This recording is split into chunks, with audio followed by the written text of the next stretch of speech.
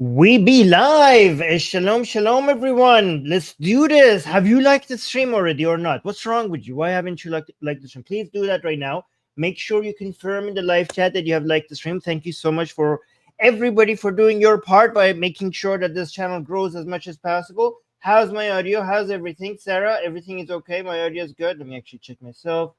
Is everything working out? Let me know if the live chat has me. Let me see if everything is working, because for some reason I'm not seeing it on my perfecto. Sarah is saying perfecto. Guys, Sarah is going to be highlighting your comments. Fantastic. This is working. Now I see it on my phone. Okay, great. Everything is working. Guys, make sure you like the stream. Sarah will be highlighting your comments. That way you get to be part of the show as well. It's not going to just be my opinions. There we go. Yeah, I can check on my phone that my audio is working very fine. And you get to be part of the show. It's not just going to be me. Your comments, Sarah, can you highlight some comments so that people can see, especially people who are confirming that they have liked the stream by telling us that they have liked the stream. Highlight those as well, so that other people get encouraged. Yes, shalom, shalom, shalom, everyone. Thank you for being here. Guys, today I have gathered the juiciest of all videos, and you're going to see the best commentary and analysis of these videos. I am going to get to Khamenei's recent speech because, there's so much. It's a treasure trove of a lot of interesting points. These people are panicking. It's amazing. And you could see the cope, the justification for the axis of resistance falling. This is going to be the juiciest part, because everybody was waiting for Khamenei's speech on Wednesday, and it was supposed to be live, but for some reason they didn't release it live. After he finished his speech, they put it out, edited. So interesting. Some people say that might be because they were afraid that he's going to say make an oopsie, so they did need to edit that because they're being humiliated everywhere in Lebanon, in Gaza, in Syria. So maybe that's why they changed their plan and didn't go live. Other people say that maybe Khamenei's health is not, very good, and he might. His beard. I'll talk about his beard once we get to it. But they thought that maybe he will have a health issue while he's speaking. That's why they didn't go live. That's why they didn't go live with his with Khamenei's speech. I don't know. These are all speculation. But I want to make sure we get to Khamenei's speech after more people show up. So that's why let's just have some fun before we get to Khamenei's speech. How about that? And also, Sarah, please try to keep the comments that I could read between 10 and 15 at every moment, so that if there are any comments that I need to read that you have starred for me, guys. But also, I will read some super chats if there are any super chats, but also comments that have been starred by Sarah. I just want to make sure that we have some fun before we go to Khamenei's speech. I want to show you some people are new here. They don't realize how much the Iranian people have shifted, how the significant change that we're seeing in Iranian attitudes towards. The change has been there for a long time, but it's becoming louder and louder and louder, and more people internationally are noticing it. No. I'll talk to you. I'll talk to you about his beard, not beard. We'll get there. Anyways, let's start with this wonderful lady, this Iranian woman, and see what she has to say. I will translate for you guys, and then eventually we'll get to Khamenei's speech. Okay, but these are the sources of the panic, because the title of this video is the Khamenei and his crew and his people are panicking. And the panic is because the pressure is coming from inside and outside, right? Two sources from inside, one and Israel from outside. So the axis of resistance is falling thanks to Israel. Thank you, Bibi, for that. And it's becoming devastating for Khamenei and his allies. And from inside, we have the secular, liberal-minded people becoming more and more bold and courageous regarding their opposition against the regime and speaking out, and that is very dangerous from the regime. But more importantly than that are the people who are still with the regime, but they are losing hope that this is a proper Islamic regime that they did a revolution for, that they did the Iran-Iraq war for, that they gave all these martyrs for, that they bled for, and they are also turning on the regime as well, and the regime is actually more afraid of losing that. So I will demonstrate all of the sources of panic for the Islamic Republic today in this live stream, and I will give you examples of it. And this lady here is actually one of the examples of the the reasons for the regime panicking. Okay, so let's see what she has to say. به دنبال ایرانی‌هایی می‌گردیم که اولویتشون بین ایران و اسلام اول ایران باشه، دوم ایران باشه و سوم ایران باشه. اول ایران، دوم ایران، سوم ایران. So she's saying we want Iranians that between Islam and Iran, their priorities is first Iran, second Iran, and third Iran. Okay, between Iran and Islam. So listen to this again. ما به دنبال ایرانی‌هایی می‌گردیم. We are looking for Iranians that که اولویتشون بین whom their priorities are ایران و اسلام between Iran and Islam. اول ایران باشه. First is Iran. دوم ایران باشه و second Iran, third Iran. سوم ایران باشه. اول ایران، دوم ایران، سوم ایران. This is when I keep doing these analysis for you guys in previous streams. I tell you that the main source of anti-Islamism in Iran is nationalism, patriotism, right? So Iranian people, they see an internal conflict in Iran between Islam and Iran, right? So we have people who are on Islam's side, and other people, the people who are anti-Islam, they see themselves on being nationalists. They see themselves as being pro-Iran instead of being pro-Islam. That's the polarization that has been there for the past 40 years, and the Iran team has now been growing more than ever before. In the past 5 or 6, it was always there. Like, I remember from childhood, this Iran versus Islam narrative was always there, but the Iran team was never this loud, was never this courageous. Ever since the master revolution, things have changed, right? Anyways, all right, guys, so I have such a juicy example for you guys. I have 2 juicy examples that you're gonna love this. Okay, so yes, exactly. Oh, Yusuf is pointing out, much like how there's Turkish people who are pro-Turkey rather than pro-Islam. Yeah, good example. We see that in Egypt as well.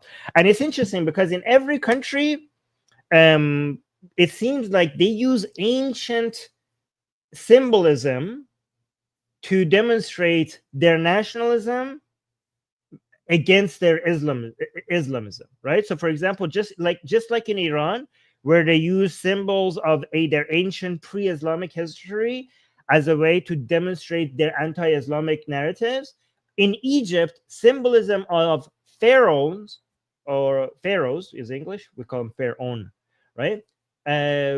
And ancient Egypt symbolism is used by nationalists to signal to each other that they're not pro-Islamism, that this is a foreign invasion of our land. Like, this is not of this land, this Islam thing, right?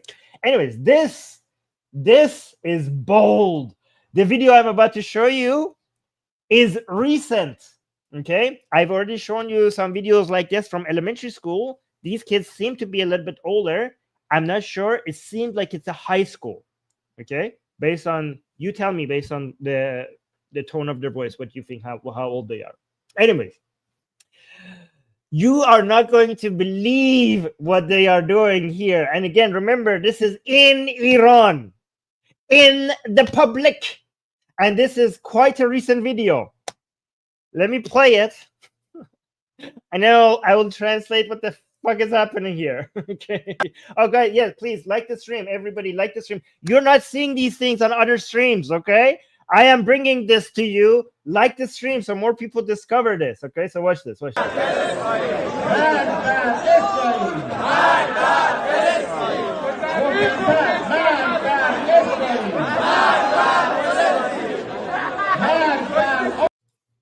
Okay. First of all, before I translate, I have to tell YouTube, I am not saying death to anybody. Okay, I am just translating this video that is coming out of Iran. Okay, so what's happening here is these are the school officials, right? Speaking into, using the speaker, speaking into a microphone and a loudspeaker, telling the kids, the children in the school, they're giving them the chant, and they're supposed to repeat the chant. I used to do this. I used to be a student in Iran, and we were supposed to. They would say "Death to Israel," and we were supposed to respond, and we did respond, "Death to Israel." Okay, and what these kids are doing right now in this school, when I was in school in Iran, what they're responding is unimaginable, because the kids are not responding with "Death to Israel." Guess in the live chat what the kids are responding. So the school official is saying in the loudspeaker, "Death to Israel," and the children are supposed to respond, "Death to Israel." What do you think the children, or I don't know, the teenagers, I don't know how old they are, it seems like a high school, what do you think they're responding? What do you guys think they're responding? No, if somebody thinks "Free Iran." No, free Iran is mild. Free Iran is like, this is too free. Like, do you think it would be bold these days to say "Free Iran" in Iran? That is not dangerous. I'm saying there's something that is like, I cannot. It's bold. People are like, why are these kids this brave? People saying, yes, I've got it. So there's again, I do not endorse this chant, okay? I do not endorse this chant. But the officials are saying "Death to Israel," and the kids in the school are responding "Death to Palestine" in response. "Death to Palestine." Okay, this is in Iran. Okay, this is an entire school. Look at this.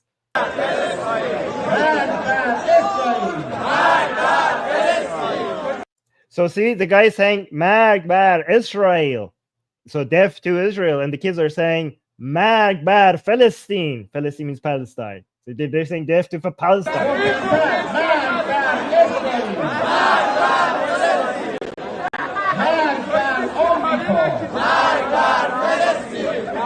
Magbar. So now he's saying "Death to America," and the kids are responding "Magbar Palestine."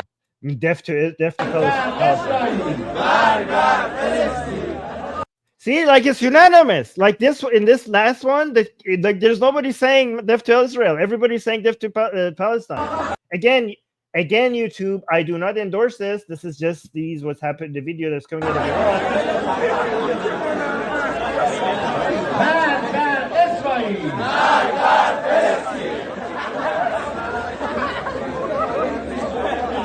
So the kids are laughing, and the officials are like, "What the fuck is happening?" So the guy is like, "Why are they?" So the officials don't know what to do with this. So they're like stopping the chant, and the kids are laughing.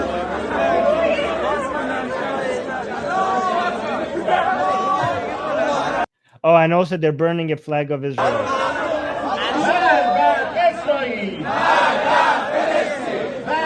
Wow, it's unanimous. All the kids are saying "Death to Palestine." Jesus Christ.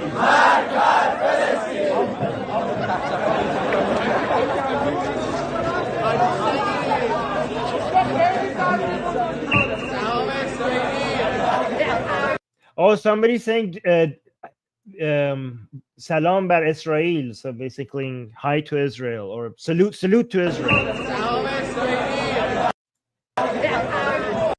Oh, what did he say? Actually, let me listen.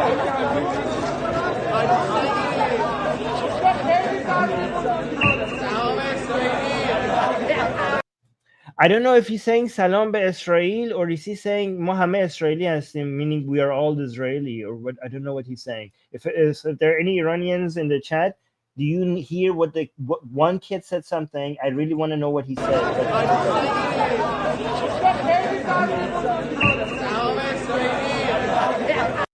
It seems like he's saying we are all Israeli. I'm not sure if that's what he said. I mean, Mohammed Israeli.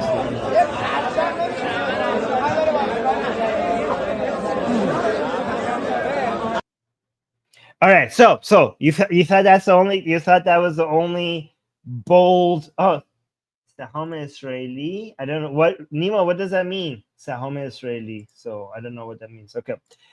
Anyways, so here's an interesting one. All right, so this is a street in Iran, and some Iranian people around that area went and changed the name of the street to Netanyahu.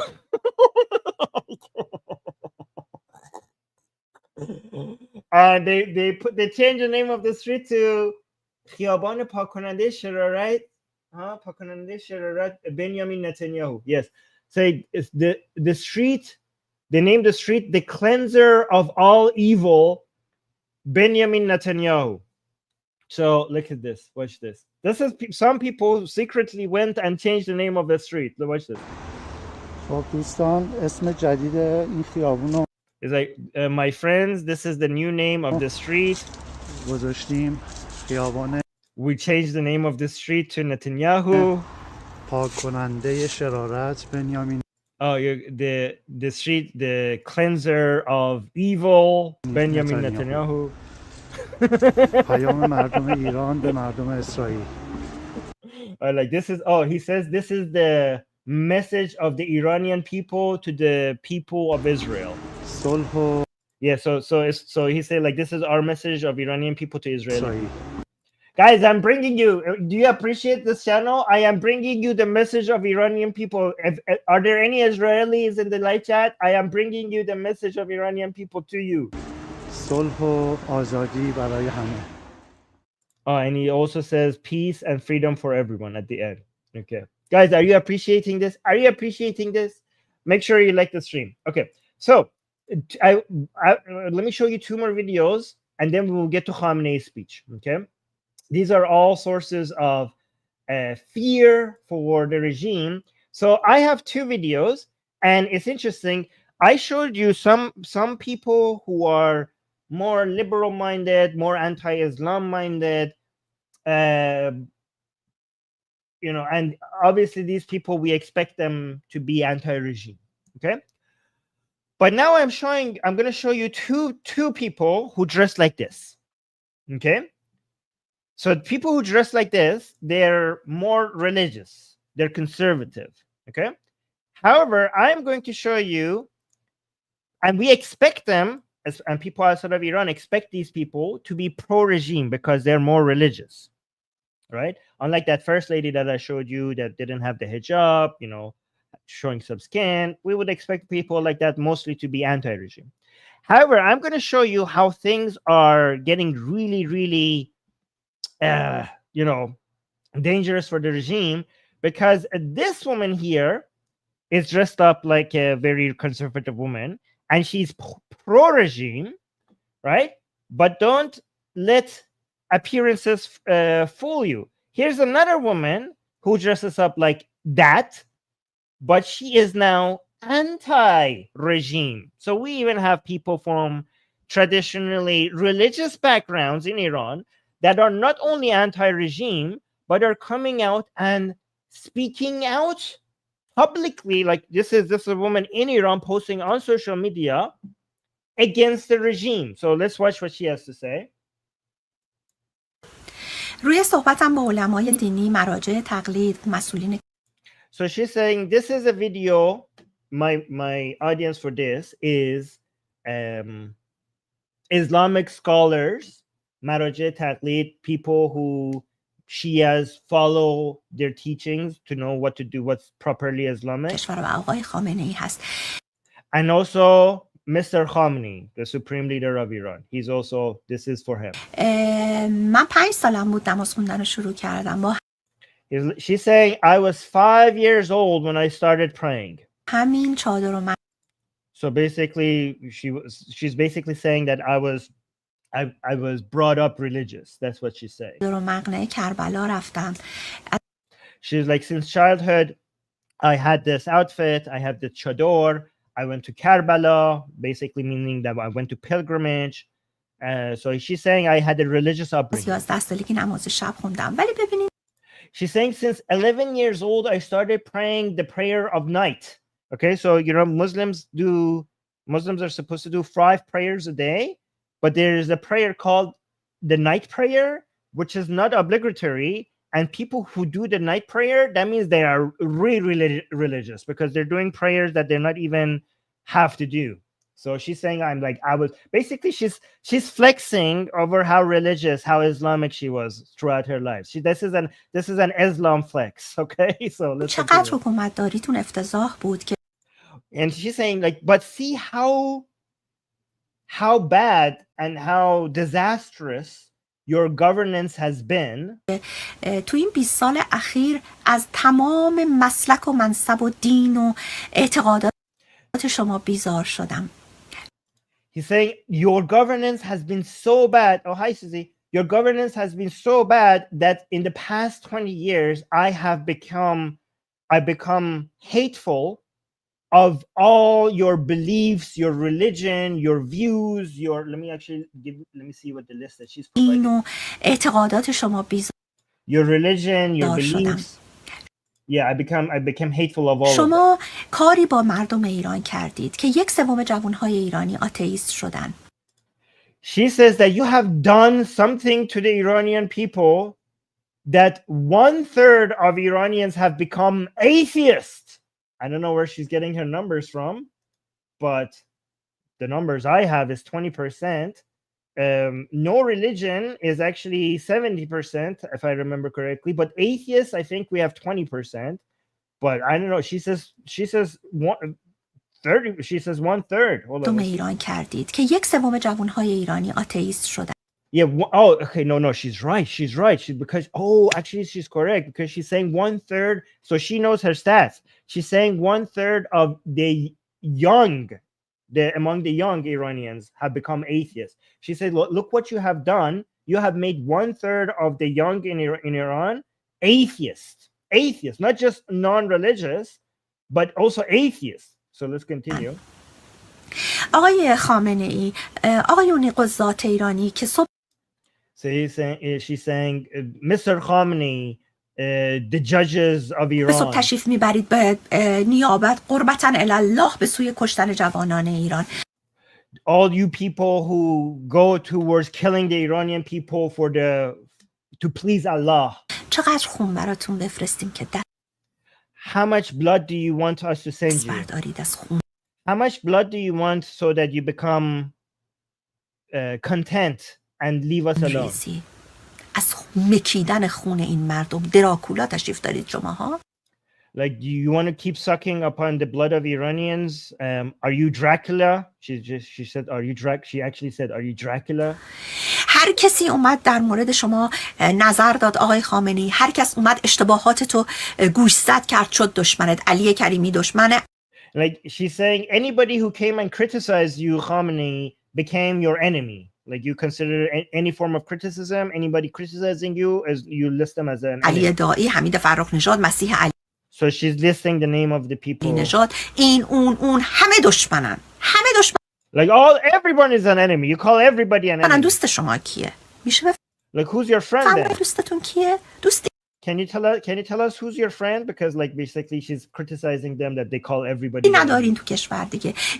Like, you have no friends in the country anymore. یه مشت آدمی که دارن مواجیب از شما میگیرن دوست شما هستن. Like, the only friends that you have left are some people who are benefiting from you. Like, you have no friends left. Only the people who your presence benefits, those are the only people you have left. یه مشت آدمی که هنوز در پی اعتقادات پوسیده هستن و مغزشون بایکوت هست، هنوز اونا شما رو Oh, and she's saying also some people in Iran who their beliefs are so ancient and outdated, those are the only people who are left as your friends. دارن. شما این حجاب رو قبول دارید. Like she says, you people, you guys believe in this hijab. Like this is the hijab that you want, the hijab that she's wearing. به خاطر این حجاب بود که مهسا رو کشتید. She said, you killed Mahsa for this hijab. به خاطر این حجاب این 3 ماه کلی جوون کشته شد. So she's saying because of this hijab, in the past 3 months, you killed so many young Iranians. به خاطر همین هم من حجاب مورد علاقه شما رو گذاشتم. اما She says, and for that reason, I will still wear the hijab, the type of hijab that you like, but my tongue. زبان من زبان ساریناست. But my tongue is my speech basically. She's saying my speech is the speech of Sarina. زبان من زبان میکا و مهسا. My speech is the speech of Nika and Mahsa, right? So these are the girls who died in the Mahsa revolution against the Islamic Republic. These are the girls that the regime killed during the protest. Sarina, Mahsa, and Nika. Remember, we had the stream about Nika, right? So she's saying, I will wear the hijab that you approve of while speaking the speech of Mahsa, Nika, and Sarina. آقای خامنه ای، علمای دینی بترسید از خدایی که قبولش دارید. She's saying, Khamenei, the Islamic scholars, fear the God that you believe in, like the God that you guys claim to believe in, fear that God. She's still religious. حداقل از اون چیزی که خودتون بهش اعتقاد دارید بترسید. At least be afraid of the thing that you yourself believe in. صبر خدا همیشه انقدر زیاد نیست. و She's saying the patience of God is not going to last forever. روز جزا برای شما آمین. And the day of punishment will come for you. در نام خدا که نزدیک است. Yeah. So like the day of punishment is close. Okay. So let's look at another woman. This is a woman with the same type of hijab who is pro-regime. And this is some... Oh, Heidi. Okay, this is some deep level of cope. Okay, so Syria fell. I mean, Syria didn't fail. Syria was liberated. We'll see. Actually, we don't know yet. But Assad fell. And I showed you in the previous stream some cope, some justification, some covering of anxiety and fear. And I missed this one. And I'm going to show you this one to see how the Shia narrative is the narrative of the victory of the anus over the sword. Remember, guys, for people who are new here, first of all, if you're new here, make sure you subscribe. Second of all, please be familiar with this Shia tactic. We call it here the victory of anus over the sword. Okay, so the Shias always say the blood is victorious over the sword because they're a death cult. They want martyrs, and the narrative is that blood will overcome the sword eventually. Like the more we bleed, the more victorious we are. But in Persian, they call it piruzi khun bar shamshir. Khun means blood, shamshir means sword. But anus or butt in Iranian is called kun. So khun is blood, kun is anus. So a lot of Iranians, to make fun of Shias, they have changed this and say this is the victory of anus over the sword. And basically the Shias, whenever they lose, they try to act like they're still winning. Meaning that if you shove a sword up their ass, they will be like, aha, I captured your sword with my anus. Okay. And this is a very good example of that. So Assad has fallen. And this lady is saying, this actually shows that we're so powerful. Watch this. سقوط سوریه برگ زرین دیگه جهت تأیید اقتدار این نظام و رهبر حکیمش. She's saying that the fall of Syria is another golden page in the confirmation that this regime and its supreme leader is powerful, has authority. Like, I'm not right, authority. That's what she's saying. اقتدار. چرا اون جایی که ایران وارد میشه، اون جایی که ایران از نیروهای مجاهد خودش بهره میبره، جنگ قطعاً با پیروزی است. She's saying because in the places where Iran enters, so first of all, shut the hell up. You're not Iran. You're the Islamic Republic. Okay. She says Iran, but she means Islamic Republic. She's saying that because the places where the Islamic Republic enters, we will always win there. Okay. و هر جا به حکمت ورود نمی کند قطعا شکست و سقوط. And she says, and anywhere where the Iran, meaning the Islamic Republic, whenever the Islamic Republic doesn't enter, it will fall. Okay, so she's saying, look, as long as the Islamic Republic was in Syria, Assad was powerful and everything was okay. And as soon as we leave, every time that the Islamic Republic is not in somewhere, it will crumble and fall. And that shows how powerful we are, that only with our presence, things will be stable and will be, kept alive and stuff. So she's saying this is actually a demonstration of our strength. Right? و البته که دنیا به نتیجه رسید که هر جا ایران باشد پیروزی از آن جبهه حق است. So she's saying this is, and the whole world has now seen that wherever Iran is, victory will be for the people of justice, for the fighters of justice. Okay? و هر جا ایران ورود نکند قطعاً and anywhere where Iran is not present, for sure there will be falling and it would fall and it would be defeated anywhere with. So basically saying it's only because of the support of Iran where anyone in the Middle East will be victorious. Without us, they will crumble. سقوط و شکست. Right? So this is, so imagine this. The whole world is looking at Syria, Lebanon, and Gaza, and then looking at Israel basically as, smacking the axis of resistance as if they are little bugs, like they're easily just like Israel looks like a, person that is just chasing mosquitoes. Like it's so easy. Like there's no resistance. The axis of resistance is not even resisting. It's so easy. And even the fall of Assad, this is the narrative that she was giving to try to justify it, to show that actually this shows that Iran, the Islamic Republic, is powerful. Okay. However, somebody just came and said something. Her great leader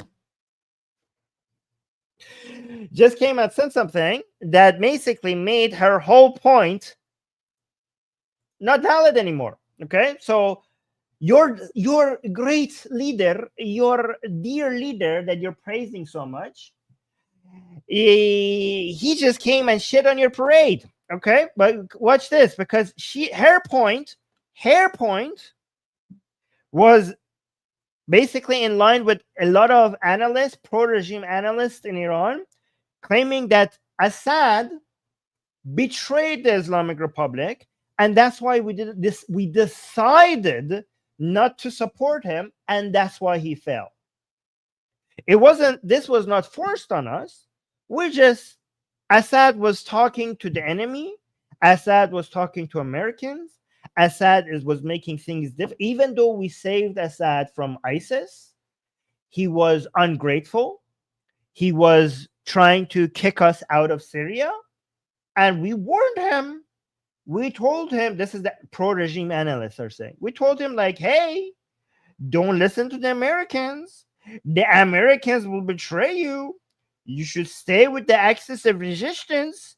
You should remain loyal to us. And Assad didn't listen to our advice. And now you see, and then as soon as we stopped supporting him, as soon as we pulled back, he crumbled. And this was his own doing. It's not our weakness. He betrayed us. Okay? That was the narrative. I follow these pro-regime idiots. Okay? I follow their Telegram accounts. I follow their Twitter accounts. I follow their Instagram accounts. I follow their YouTube accounts. Okay? And that was, they all decided after that fall of Assad, this was like, oh, wow, fantastic. This is such a perfect coping mechanism. This is such a perfect justification for what has happened, to act like we're powerful instead of this pathetically weak, right? However, all of that analysis was before Khamenei's speech. And then Khamenei came and said something that made all of that.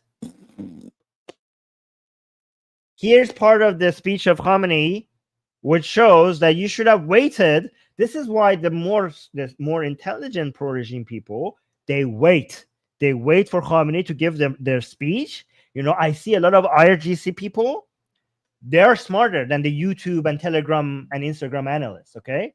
Because Khamenei's speech would put everybody on the same line. Everybody would know, okay, you have to wait for your leader to come and give a speech so that you don't look like an idiot after he gives a speech, so that everybody knows what is the narrative that we have to go by. So I saw the smarter pro-regime people who are actually the officials rather than YouTubers or Telegram account holders and stuff. They were waiting for the speech. And as soon as Khamenei gave his speech, they will all know, okay, so this is the narrative we're going by. And they followed Khamenei's lead. But these other people, they now look like idiots, because listen to this. Listen to this. Oh, wait. I have a meme for this. I have to make sure that I have the meme ready. I forgot to have my meme ready. 2 memes actually. Oh, no, 1 meme, 1 map. Okay, so watch this. ما در همین شرایط دشوار هم آماده بودیم. اینجا به من اومدن گفتن که همه امکاناتی که برای سوری ها امروز لازمه ما آماده کردیم. So he's saying that we were, even in these difficult times, we were ready. People came and told me that we have made all the preparations necessary to support Syria. You know, this is before the fall of Assad. آماده ایم که بریم آسمان ها بسته. We were ready to go, but the skies were closed. بود. زمین بسته بود.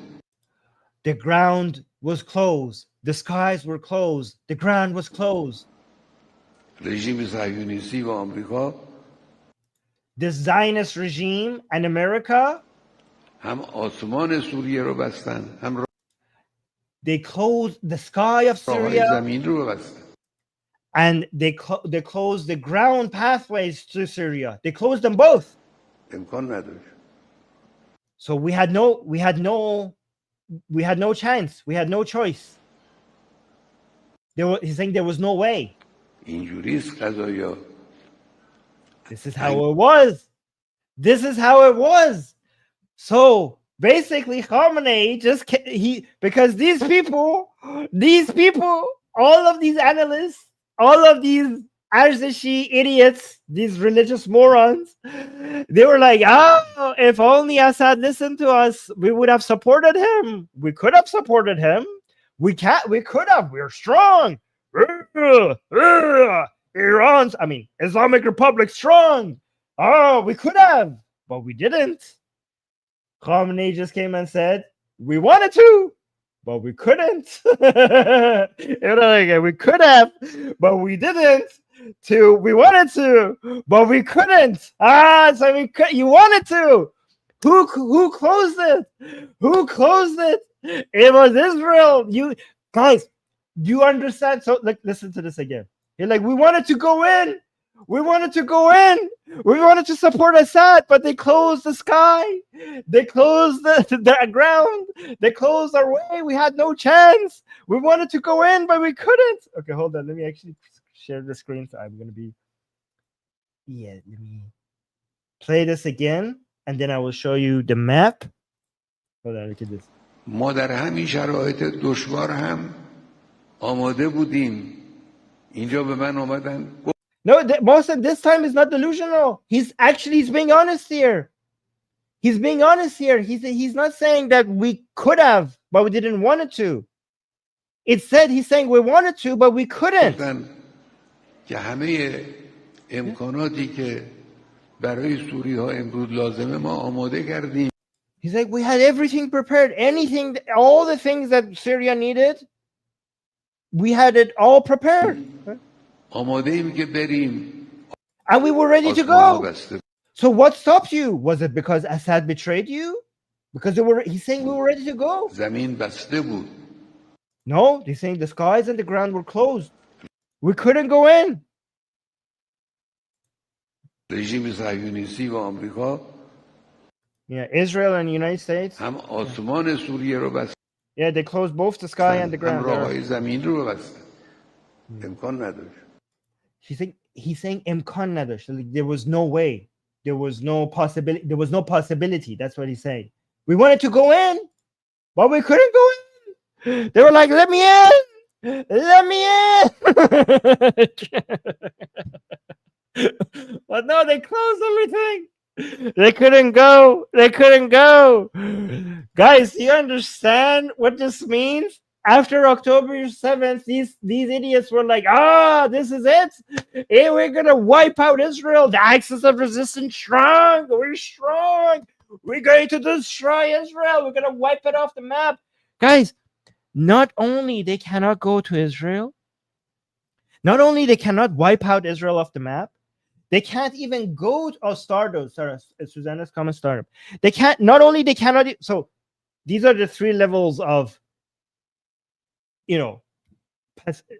weakness, okay? They cannot wipe out Israel. They cannot even reach Israel. Fuck that. They cannot even reach Syria.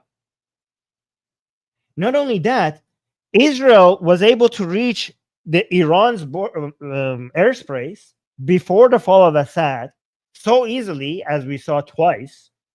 But now, because Syria doesn't have any more air defense system, because Israel just bombed those, the planes that are going from Israel to Iran, they don't even have to fly high to avoid Syria's air defense system, meaning that Iran's airspace is now even more accessible than before. Do you understand what I'm just saying? It's very important you understand that. Anyways, guys, do you want to see more of Khamenei? Do you want to see more of Khamenei? Because he has said so many things. Yes, let me actually didn't this in. Oh, here's another demonstration of strength. Okay, you want strong? You want Islamic Republic strong? Let me actually remove all the stuff that I showed you already, so I make more room here. Oh, let's watch this. This is the same day, same speech. Oh, by the way, let's actually go back to this one. I don't know if you can see it here, but usually when Khamenei gives speeches, his beard is very clean cut with like sharp angles and stuff. Okay. And a lot of people, and I mean a lot of people, both anti and pro regime, notice that, okay, this is low resolution. Maybe in the next videos you will see that. A lot of people noticed that this time his beard was like all over the place. So people were like, what the hell is happening? Okay, so Susanna was saying their Jew magic is so overpowered. Yes, it's the gens. It's gens. They have too many gens. So by the way, guys, this is serious. A lot of Iran pro-regime analysts are saying the reason why Israel is capable of doing these things is because they have gens. They cooperate with gens. This is a serious claim by analysts, okay, pro-regime analysts. And the opposition, the anti-regime Iranians, they say, look what you have done, that even jinns are taking side of Israel. Why are jinns becoming Zionists? Like, you're saying, like, jinns have realized that you are on the wrong side, and you think that we won't realize that? So that's the response that a lot of people are giving. Anyways, let's go to this video of Khamenei. This is also glorious. A jinn was in his beard. Yes. یه عده البته همتشون اینه که تو دل مردم خالی کنن. این نباید. So he's saying there are some people that are trying to empty the hearts of some people, meaning remove the hope. So basically he's responding to this part of his speech is very important, because everywhere on social media, people within Iran are saying the axis of resistance is weak, the Islamic Republic is weak, these people are all bark and no bite. And Khamenei is now responding to all of this anti-Islamic Republic speech, especially after October 7th, over and over and over and over again. The Islamic Republic is humiliated, and the humiliation is all over social media. And we were part of that. Okay. So basically, he's now speaking about people like us. He's talking about us right now here. Okay, so he's saying that because also remember when he says people, so most Iranian people are anti-regime. Okay, and the Islamic Republic knows that. But we have, I don't know, maybe 8%, probably maybe closer to 6% of Iranians support the regime. When Khamenei and IRGC in their speeches, when they say people, the Iranian people, they're talking about that 6%.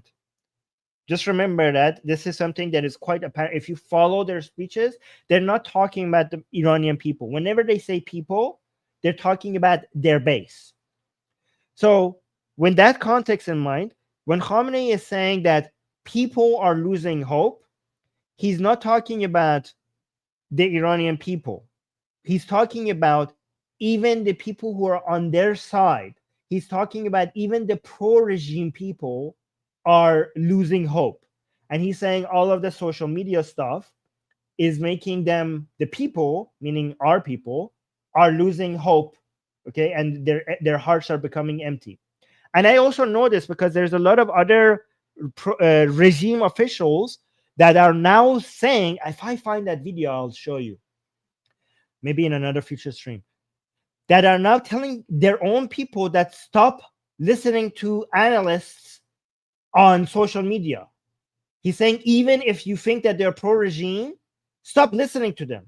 Only listen to Khamenei, because they're noticing that even some pro-regime analysts are talking about how we are being defeated, and they're saying like only listen to Khamenei. No analysts, even pro-regime analysts, don't listen to them. Just listen to Khamenei. Put away social media. If I find that video, I will show you that. Okay. But anyways, Khamenei is now in this speech referring to the people, the analysts online, who are causing a lot of people to have less faith in the regime. So watch this part. یه عده البته همتشون اینه که تو دل مردم خالی کنن. So some people are trying to remove the hope from the people. این نباید اتفاق بیفته. This should not happen. حالا بعضی در خارج این کارو میکنن. He's saying, so some people are doing this from beyond our border. So he's talking about from foreign countries. He's talking about Iranians who are not inside Iran, meaning people like me, for example, right? So Khamenei is talking about me right now here, okay? Me, many other channels, and also mainstream media, non-mainstream media, all the Iranians who are outside of Iran and are analyzing because they cannot reach us, because they cannot arrest us. They are much more free to analyze the way they want. And Khamenei is saying, well, some of them are outside of our borders, so we cannot do anything about them. So foreign television, foreign radio, foreign newspaper, foreign media. In Persian, so they're speaking to people in Persian. Yeah, that's me. Yeah. Oh, guys, by the way, what I'm referring to is because if some people might not know, we have a Persian channel as well. Thank you, Khamenei, for reminding me to tell people if you speak Persian, check out our Persian channel. The link is in the description. So we have two channels, the English channel and the Persian channel. And I go half.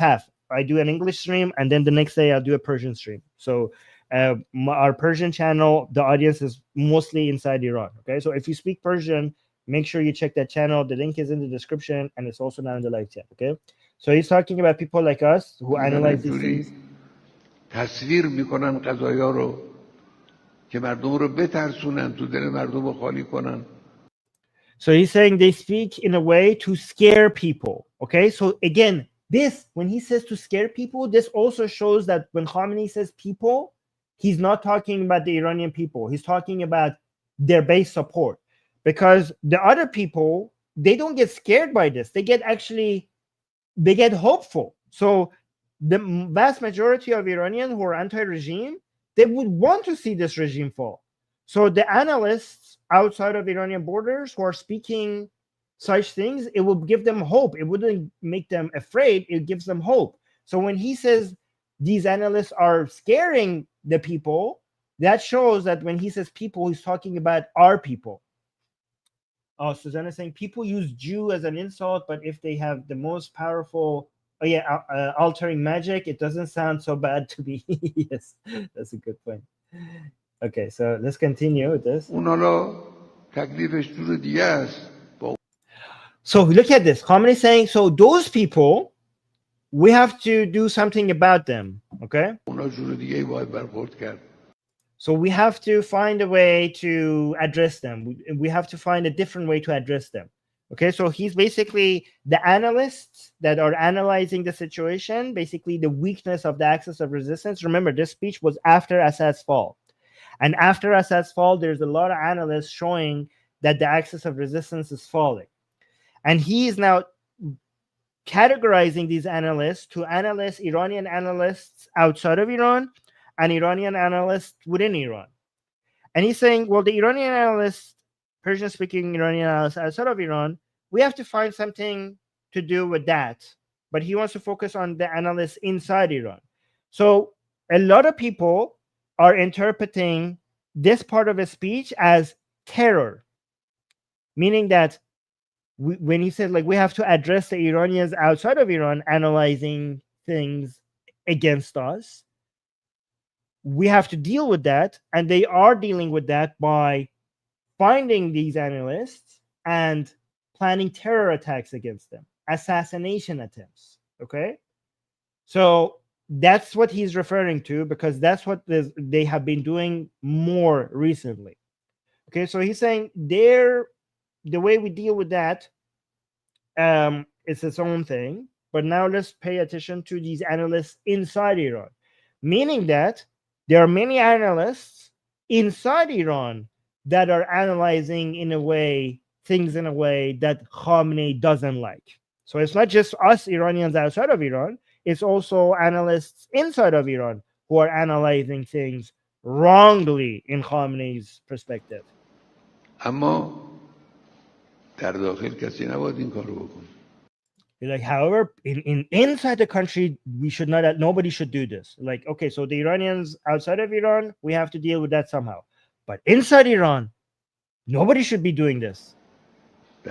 See, guys, yeah, exactly. Wrong thing. This is wrong thing. Look at how powerful the Islamic Republic is. They went from, we will annihilate Israel, to we will reach the borders of Israel, to we can't even reach Syria, to I don't like your analysis.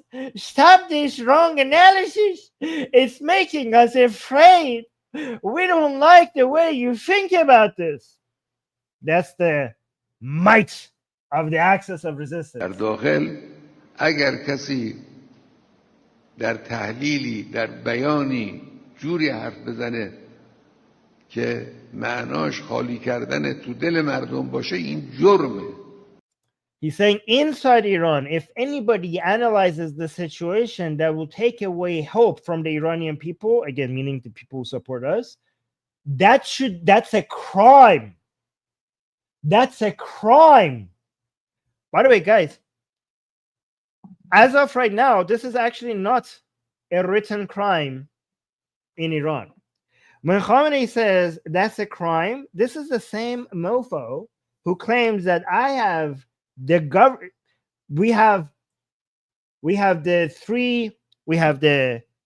judiciary, the legislative, and the executive branches. They're all a fucking show.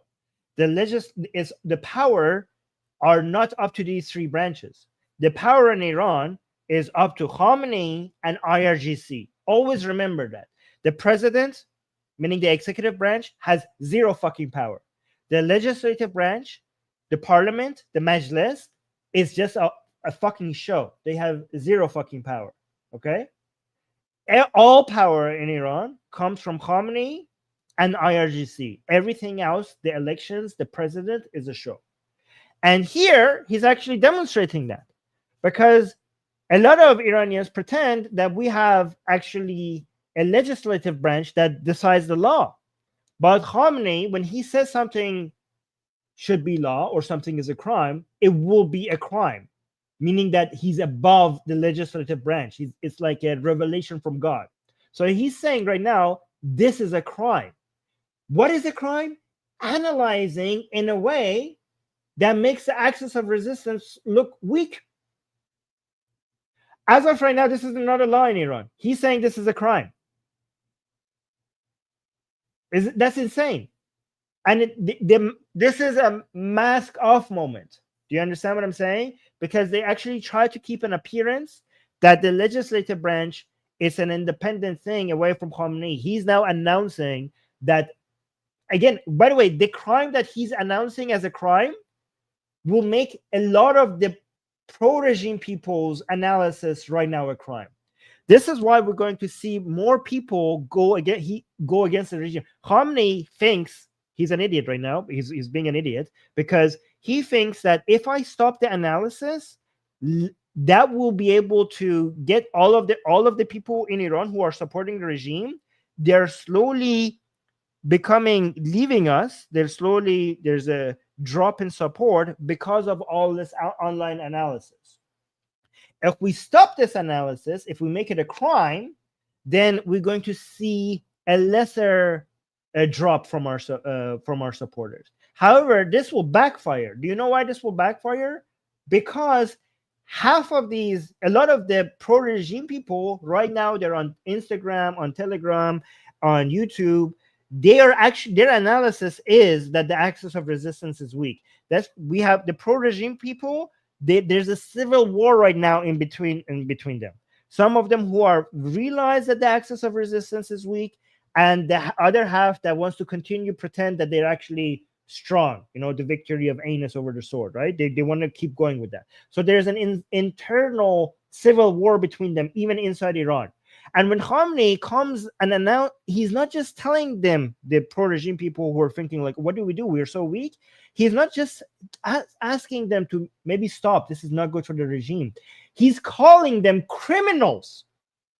So imagine you being an Iranian who is a religious person, who loves Khamenei, who wants to support the axis of resistance, who wants to support Khamenei, and you have been on YouTube, on Telegram, supporting the regime, supporting the axis of resistance, and now you were waiting for this Wednesday for Khamenei to come and give his speech to see what he thinks, and now Khamenei has just labeled all your analysis in the past few months as a crime. And you're like, Khamenei, my great leader, just called me a criminal. Do you understand that Khamenei is actually helping more people leave the regime? He just called them a criminal. Let me see. We got a super chat from Jackie. Jackie, so happy to have found your channels. Oh, thank you. Thank you for the support. Wow, that's actually a very generous super chat. Appreciate that. Yeah, yikes indeed. All right, let's continue.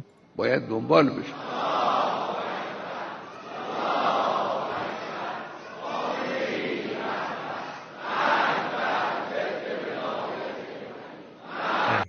Wait, are you going to say anything else?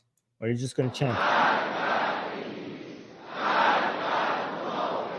Okay. Actually, I was thinking the chant is a waste of time. But let me actually translate the chant for you guys, because actually the chant there's a part of this chant that is so fucking bizarre. Okay, watch this. Are UK citizens in the chat right now? Because I want to translate the chat to you guys. And I want you to go and talk to your MPs and tell them and swear at them. Watch this part.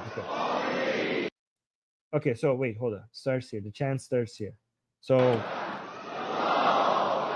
they're saying Allahu Akbar, okay? Khamenei Rahbar. Khamenei, basically this guy, is the supreme leader. He's the leader. Khamenei is the leader. Deaf to whoever is against the guardianship of the jurist. Okay, so deaf to the people who are anti-velayat faqih. Okay?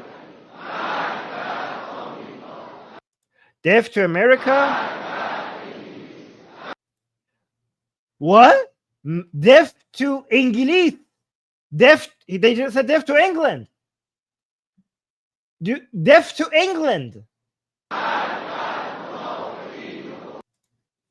Deaf to the Munafiqeen and kuffar. So the pretenders and the infidels, the non-believers. And the strongest one they leave for the end. They leave deaf to Israel is the one that they leave for last, and they say it the strongest. Did you guys just? They said deaf to English, deaf to England, deaf to England. They have an embassy. UK has an embassy in Iran. UK, what the hell is wrong? This is. I would, if I was the UK, I would, because this has been going on forever, by the way. They say deaf to the UK in front of Khamenei in his speeches all the freaking time. This is the greatest leader in the Islamic Republic endorsing deaf to the UK while the UK has an embassy there.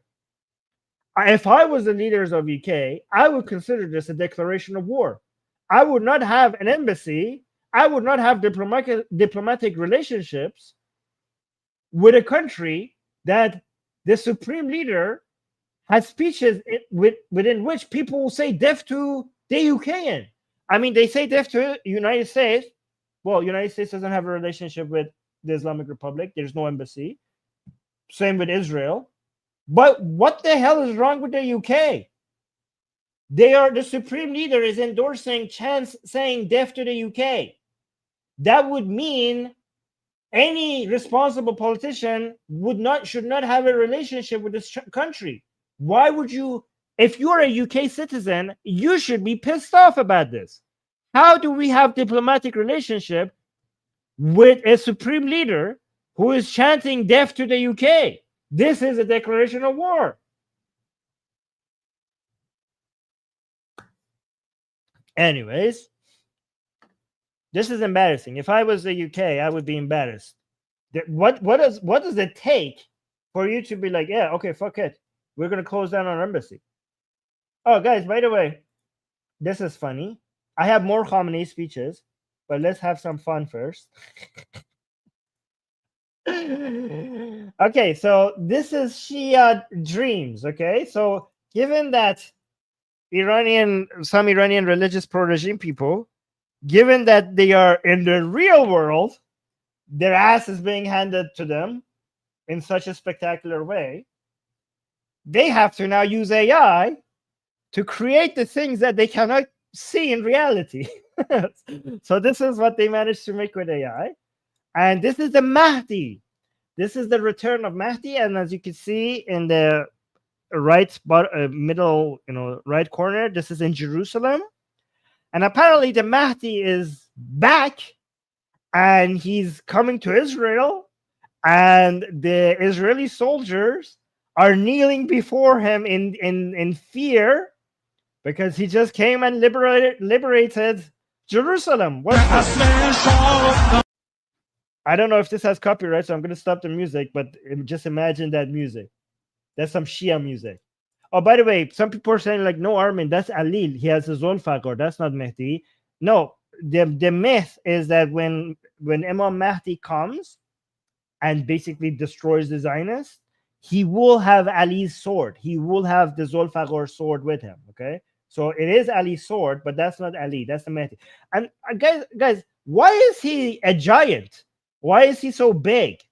I didn't know Mahdi is going to be so tall when he comes back. So you can see the Israeli soldiers just kneeling before him. Oh, it's like he's in Jerusalem. He's stepping over the Israeli soldiers. Look at him, so powerful on his white horse.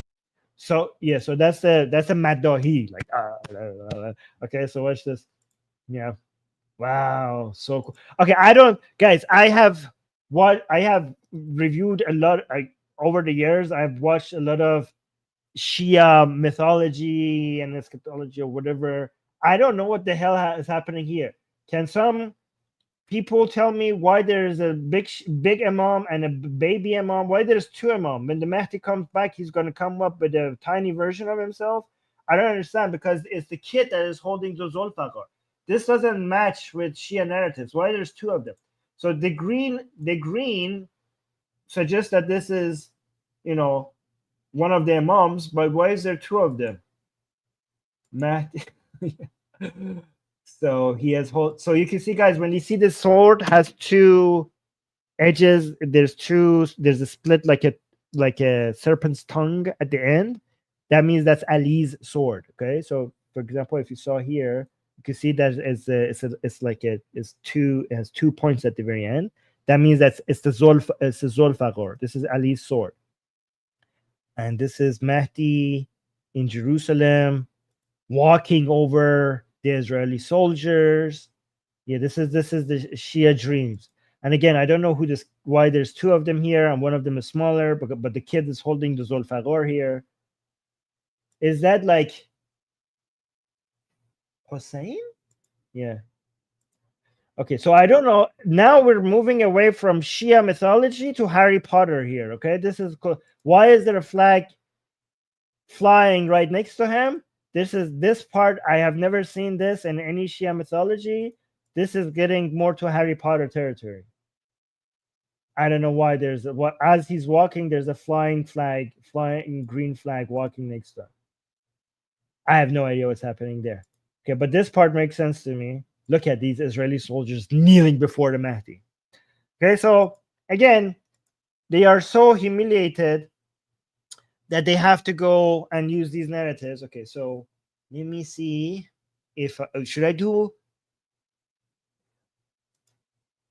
Oh yes, let me do another Khamenei, and then I will show you more evidence that the axis of resistance, there's an internal fight. Okay, let me show this one. Let me go back to Khamenei's speech, because his speech on Wednesday was so important. Okay, his speech will be analyzed for years to come. It was a very historic speech because right before Assad, after the fall of Hezbollah, Khamenei came and promised that the axis of resistance will become stronger in multitudes. Like, it's going to be significantly stronger than before.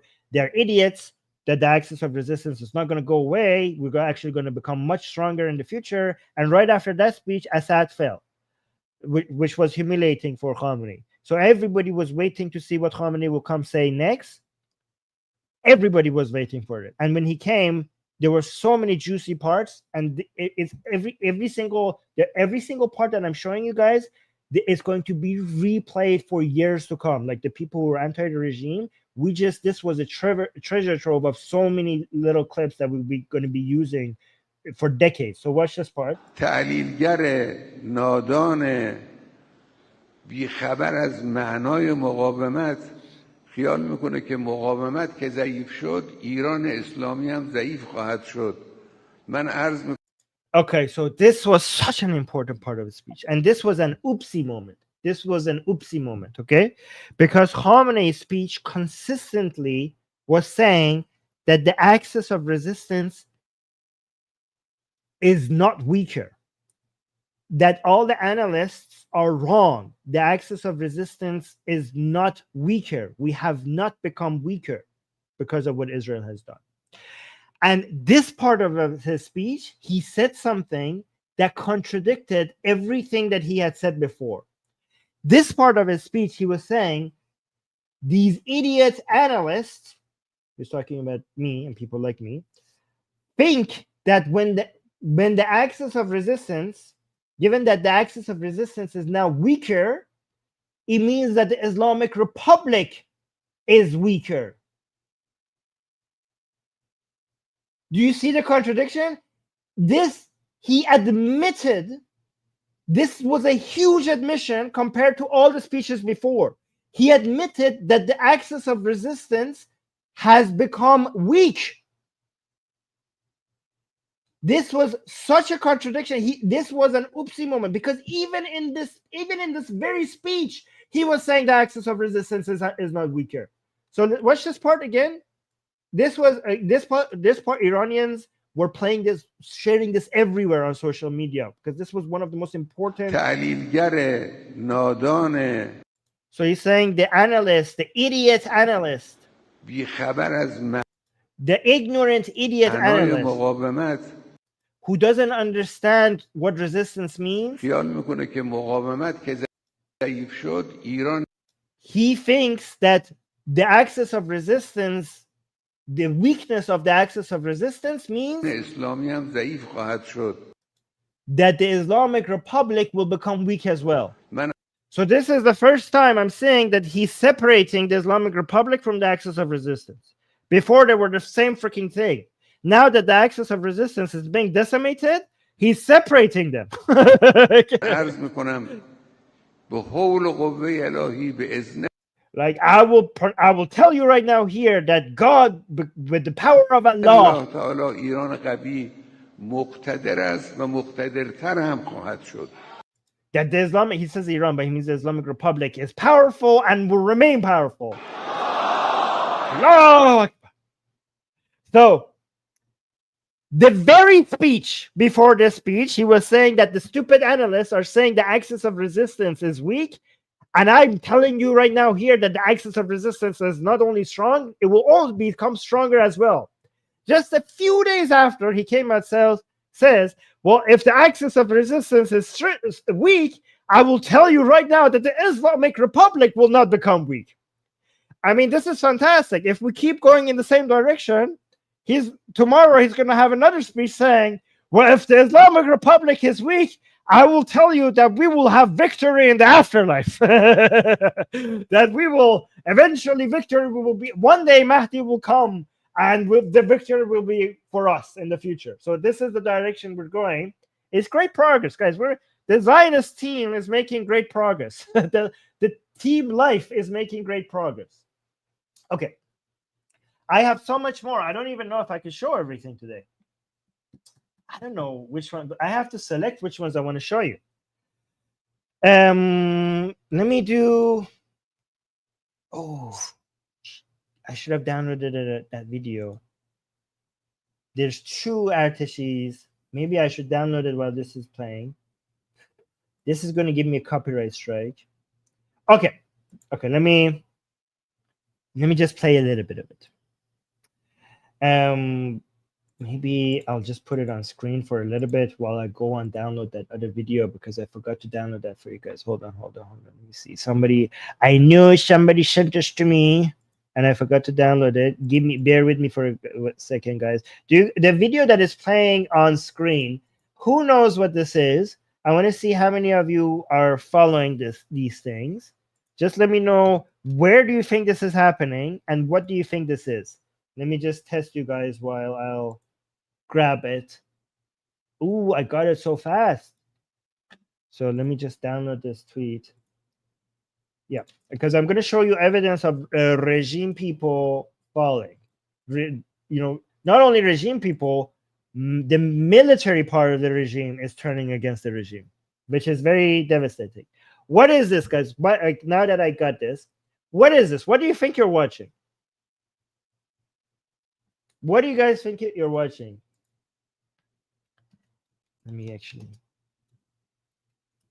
So, yeah, this is very haram, but this is inside Iran. This is a video. I kid you not. This is a video from, how many days has it been? It hasn't been even a week. Parastoo Ahmadi. Let me look at her channel. I should bring up her own channel. I should give you the link to this channel.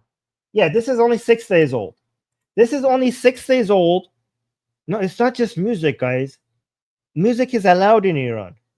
But women singing and women without hijab and women showing this much skin. Let me bring her. Look at the level of skin she's showing. Yes, she got arrested, but now she's freed again. She knew that she was, but she's going to go back to prison soon. They're going to bring her to court and everything. Do you understand what this is? What you're watching, guys? You're not watching a woman sing. This is max level courage. This woman did this in Iran with the full knowledge that she's about to get arrested for doing this. This woman, her name is Parastoo Ahmadi. She did this in Iran. Yes, okay, Susanna's saying we're going to cover this on the news show. So guys, subscribe because me and Susanna, we're going to cover this, okay? So we're going to talk more about the significance of this with Susanna in a few days. So make sure you subscribe, and also make sure you hit the bell notification, because we're gonna cover it live. This was released 6 days ago, recorded in Iran. Only a few days, maybe only a day after the Islamic Republic announced a new law against the hijab, that it was one of their most aggressive laws against the, no, not against the hijab, against the woman being without hijab. One of the most aggressive mandatory hijab laws in Iran was just passed, with the most significant punishments for women being without hijab just got passed. And this was the response of Parastoo Ahmadi. It's not just that she's showing her hair, she's singing, and she's showing so much skin. Do you want to? I'm going to play just a little bit of it, because I know I'm going to get a copyright strike if I show. Wait, I want to.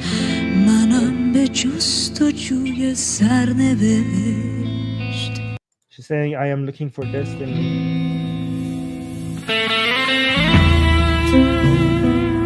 I want to hear her singing. I don't want to hear the music. I just want to hear, yeah, there.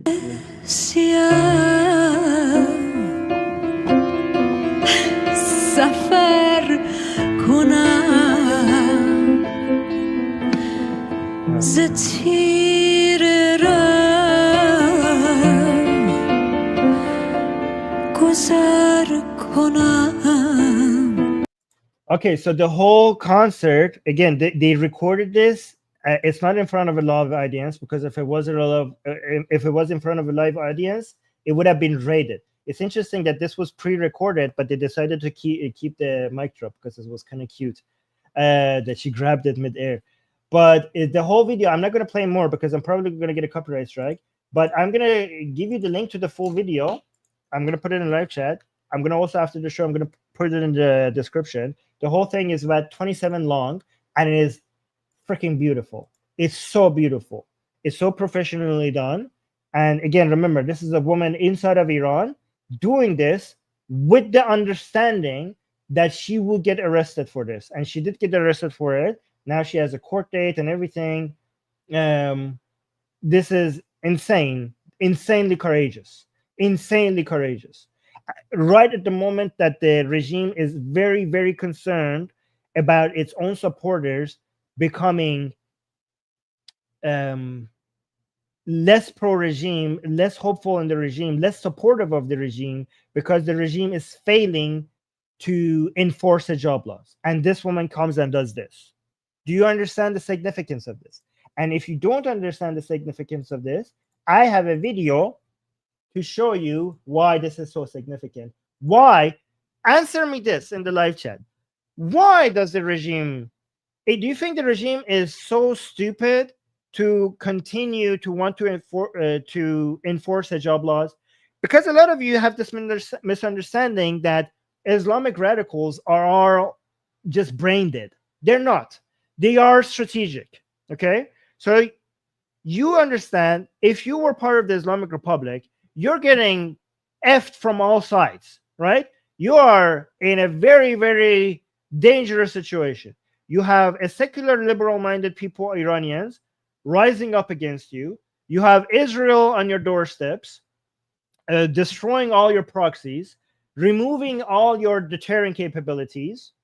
And now, more importantly, you have a bunch of maniacs that you have created as a means of controlling people, but now they have turned on you, which are these religious maniacs, which was Frankenstein's monster is turning on against Dr. Frankenstein himself, because you promised them an Islamic regime, and this Islamic regime is weak against Israel and weak in enforcing Islamic laws. So remember, the two blades of the scissor that is coming for the regime is Israel and hijab. Israel and hijab. You know, if you are a religious person who wants a government for the Mahdi, a land for the Mahdi, that your main priorities are, my government should enforce Islam, and women walking without hijab in Iran shows that my government is incapable of enforcing Islam. And if I see Israel coming out and humiliating my regime, means that my government is weak against the enemies of Islam, against the Jews. And this is not the Islamic Republic that we bled for. This is not the Islamic Republic that we gave martyrs for, that we did a revolution for. So that's the third threat. So why? So I already gave you the answer, actually. So because a lot of people focus on the liberal opposition and how big of a threat they are to the regime, they don't understand why would the regime continue to insist on enforcing hijab laws, given that so many Iranians are turning against the regime. Wouldn't their own survival make them want to just chill out a little bit? Well, no, because the main threat to the regime is their own supporters, the maniacs who want an Islamic Republic. If you lose them, the regime will topple. So this is why they're stuck between a rock and a hard place. They don't know. They're trying to keep doing trial and error. Which way should we go? Should we tone it down and basically appease all these liberal people who are high in number, or should we go extra hard and appease these religious maniacs who are actually crazier and they're also part of the regime? And if we lose them, we will lose everybody. We will have no base anymore, right? And I have a clip that, guys, this was my analysis for years now, okay? And I have been vindicated. I have so many clips to demonstrate that my analysis is correct. So this is an analysis. These are two pro-regime analysts, okay? And pro-regime analysts are now more recently analyzing things that Khamenei doesn't like. For example, this guy is Ali Alizadeh. Is it Ali Nejad or Ali Zadeh? I always forget his name. Ali Zadeh or Ali Nejad? Yeah, Ali Zadeh, I'm correct. Okay. So the guy on the left represents a pro-regime leftist Marxist kind of person. So not a religious type. So remember, we have in Iran many people who support the regime. They're not religious maniacs. They're anti-imperialist leftists. Okay, so we have two people representing two different kinds of support for the Islamic Republic. Both of them are Iranian. Both of them are pro-regime. The guy on the left is a leftist, anti-imperialist, pro-regime Iranian who supports the regime because they're anti-US, because they're anti-Israel. That form of nonsense. And the guy on the right is more a traditional Islamic type pro-regime guy, right? So this guy on the left, who is very famous, is called Ali Alizadeh. He and many other pro-regime people, their analysis are becoming devastating for the Islamic Republic because they are more and more admitting how weak the axis of resistance is coming, and they're telling the regime that they need to change their way, or else Israel will come and just wipe them all out. Okay, they're very, very afraid. Okay. And by the way, this pro-regime guy, Ali Alizadeh, sometimes the other pro-regime religious guy attack him for him not having religious narratives, for him looking at everything through a leftist narrative.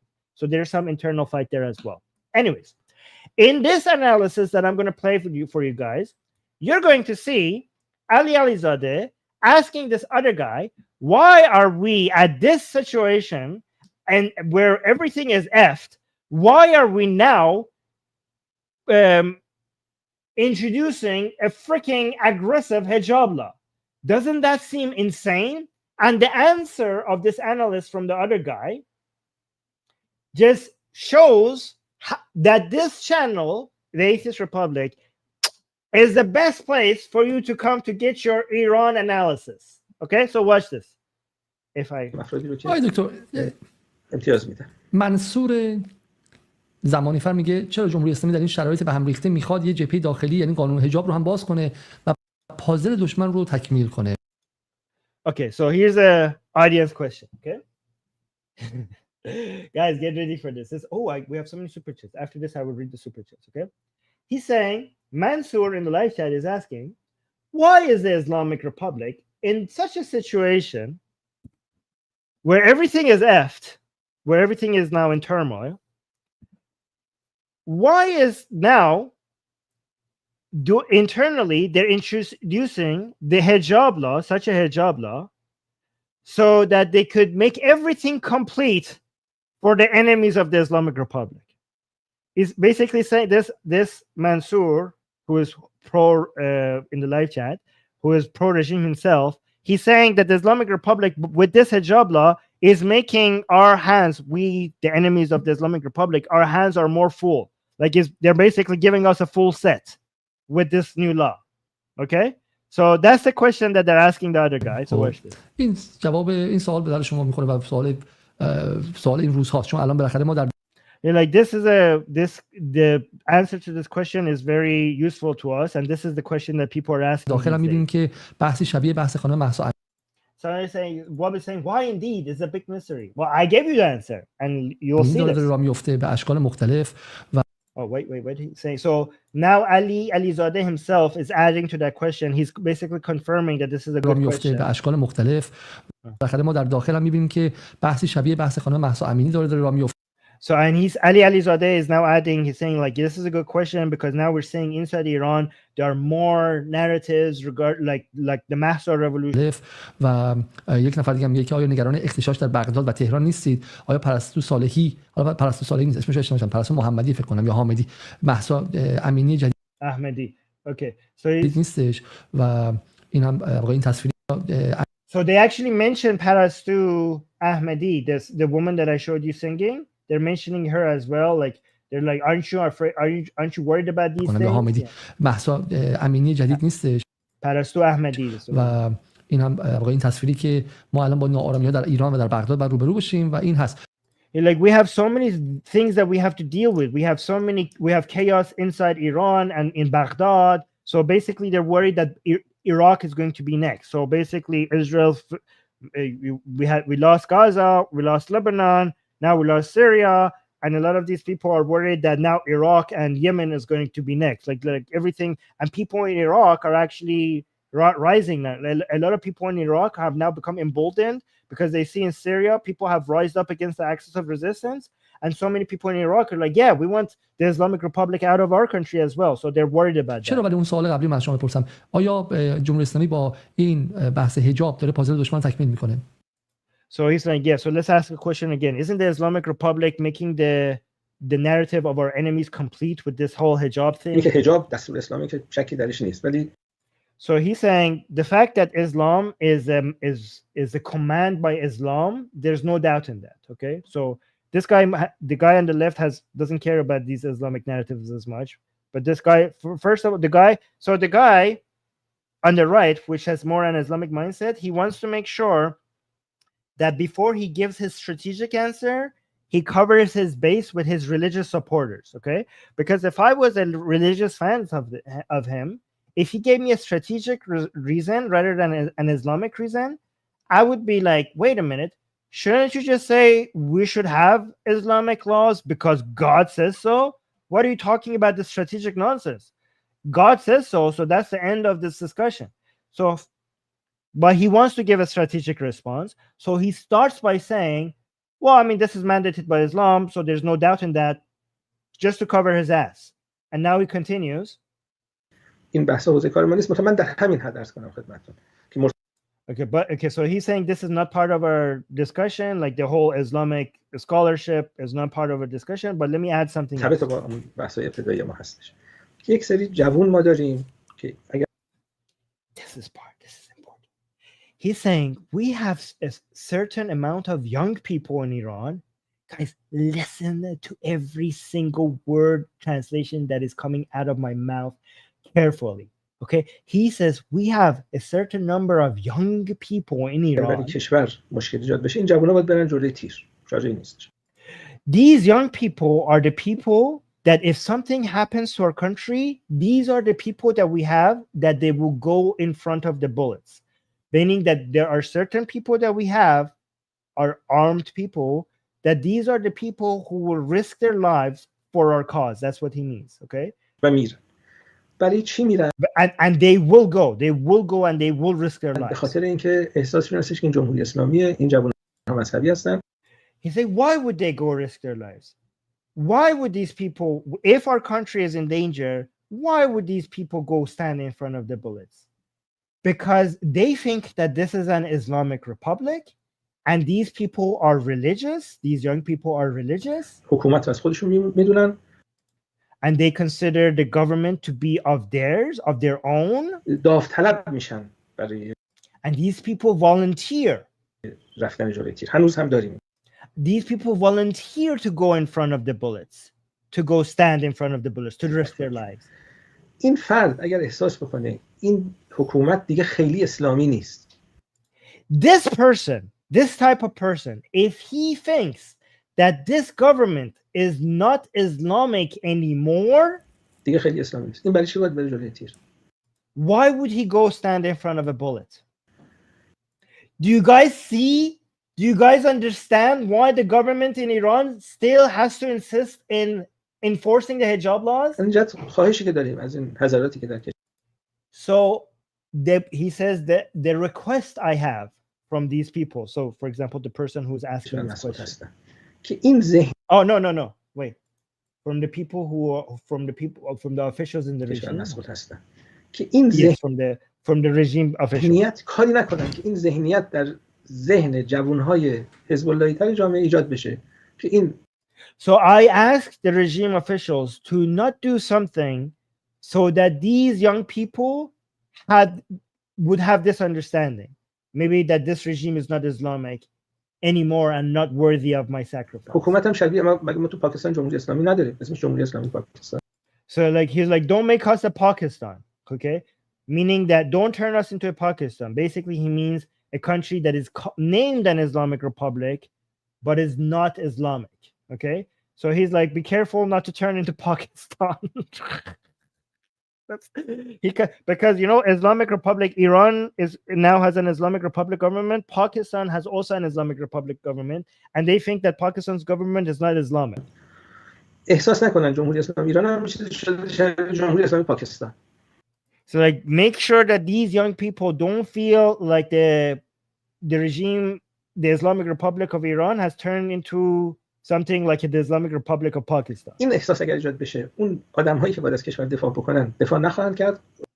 If we have such a mentality, have such a feeling among these people, the people who have to defend the country will not defend the country. ایران تبدیل میشه به سوریه، ارتشش نمی‌جنگه. And Iran will turn into Syria, and its army would not fight. Which is a good segue to what I have to show you next. این بحث حجاب یک بعد سیاست خارجی پیدا میکنه که در همین هست. Oh, and he's saying this hijab, the hijab discussion, based on what he says, it has a foreign policy dynamic to it. اجازه بدید من دیگه ورود پیدا نکنم. Oh, and he says, please allow me not to talk about this anymore. This was a huge امروز باید اجرا بشه، هفته دیگه باید اجرا بشه. اینا دیگه بس. So we have to enforce this. We have to enforce the hijab laws today, the next week. Guys, this is why the Iranian women are warriors. Just like Israel is putting pressure from the outside, the Iranian women who are walking inside Iran without the hijab, they are eating the regime from within. Do you understand the effect that they're having? Do you understand why this woman is a warrior? Because this woman, with what she is doing, she is demonstrating the weakness of the regime. She is showing to the religious psychopath who would sacrifice their lives to the regime that this regime is incapable of enforcing hijab laws. And by doing this, she's turning the pro-regime religious maniacs in Iran against the regime. The wild dogs that the regime had raised to bite the people, this woman, with this act, she's making them go after the regime itself. This is why she's a warrior. Do you understand this? I want you to understand this.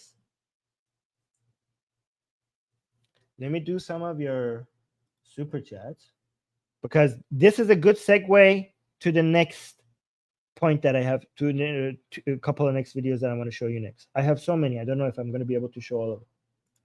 But let me see. Mike is saying, thank you for the translations, Armin. Well, thank you for the super chat. We need them, guys. Guys, we need the super chats to not be in the red. We have so many expenses. So thank you so much for the super chats. I appreciate that.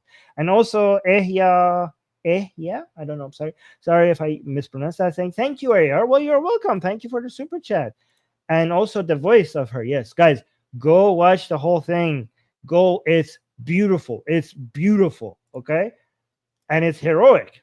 Go support her channel.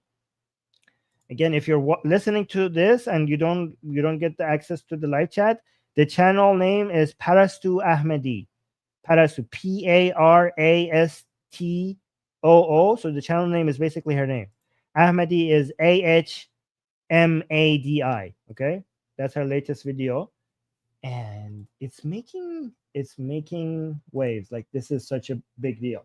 Let me see. Okay, yeah, battle of ideas, exactly. All right, so now that I told you what these people are afraid of, let me give you 2 examples of exactly that. Oh, wait. Let me, well, let me show you that. And also I will tell you, oh my God, I have so many things. I have so many videos. Yeah, I would not be able to show all of it. Let me do maybe 3 or 4 more videos. So let me show you how devastatingly dangerous things are becoming for these people.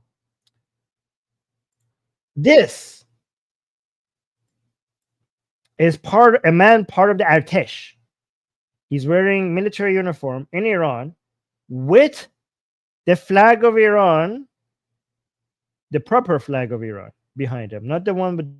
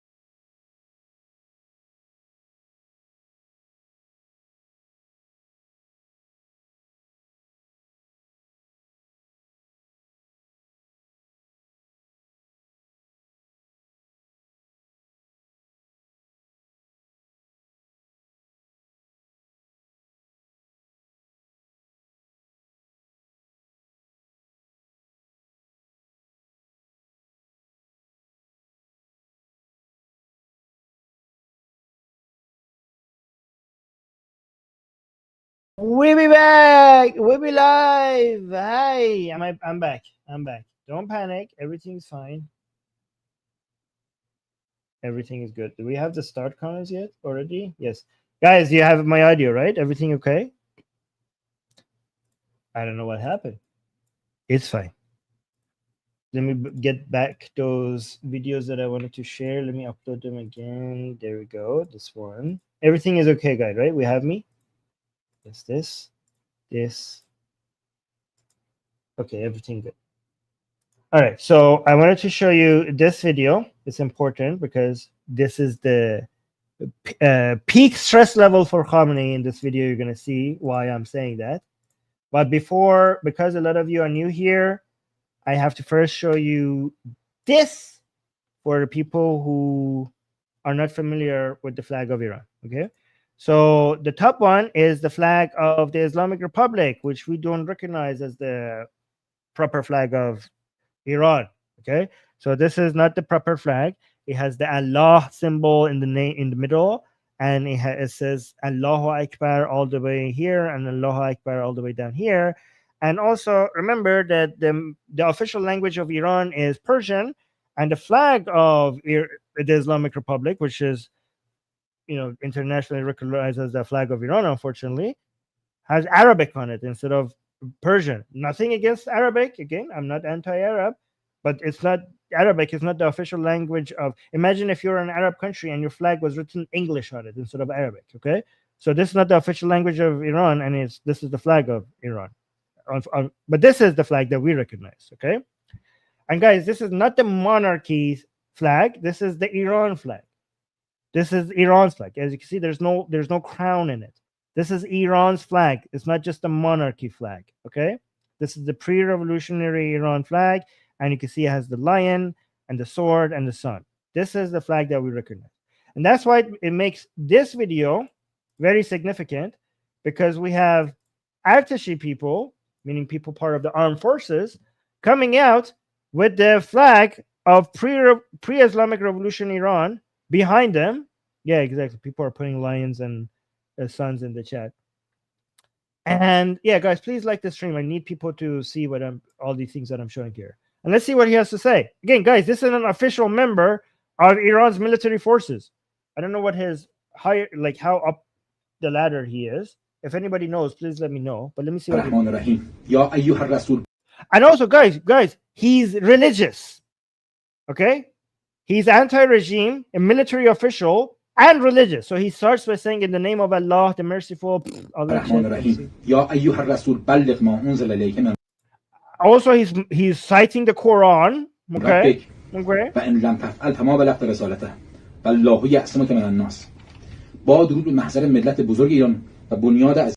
So now he's saying salute to the Iranian people.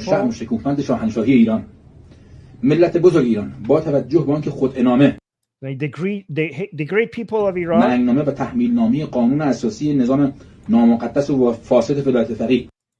Oh my God, he's saying given that the cursed constitution of the unholy Islamic guardian of the jurists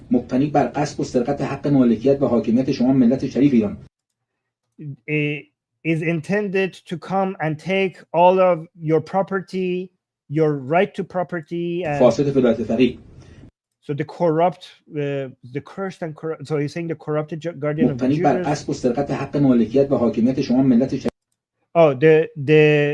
He's basically saying the regime is intended to come and take your property and your right to sovereignty. The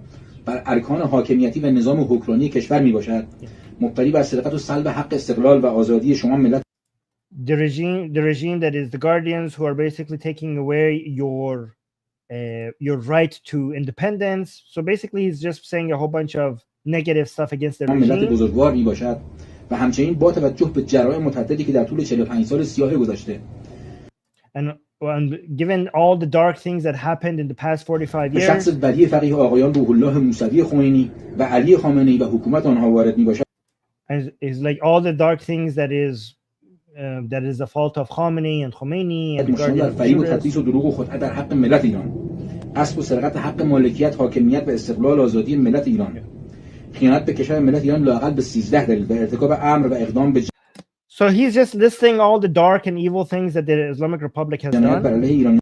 I want to get to the point where there's a part of it that مخالف و معترض به سیاست‌ها و شیوه حکمرانی نظام نامقدس ولایت فقیه از مورخه 23/9/2583 پادشاهی ایران یا 1403 هجری خورشیدی نظام ولایت فقیه فاقد وجاهت و مشروعیت و موجب قانونی بود. So he's now citing the laws of Iran when Iran was during the Pahlavi dynasty. He's saying according to these laws, so he's basically, he doesn't recognize the laws of the Islamic Republic right now. He recognized the laws of Iran before the Islamic Revolution in 1979, and he's citing them to say why the Islamic Republic is an unlawful government.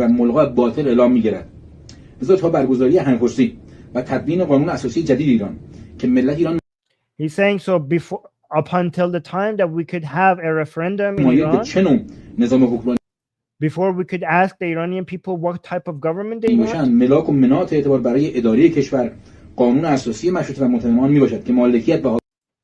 So he's saying we should go back to the constitution of Iran and the laws of Iran before the 1979 Islamic Revolution until we have the opportunity for the Iranian people to have a referendum to say what type of government.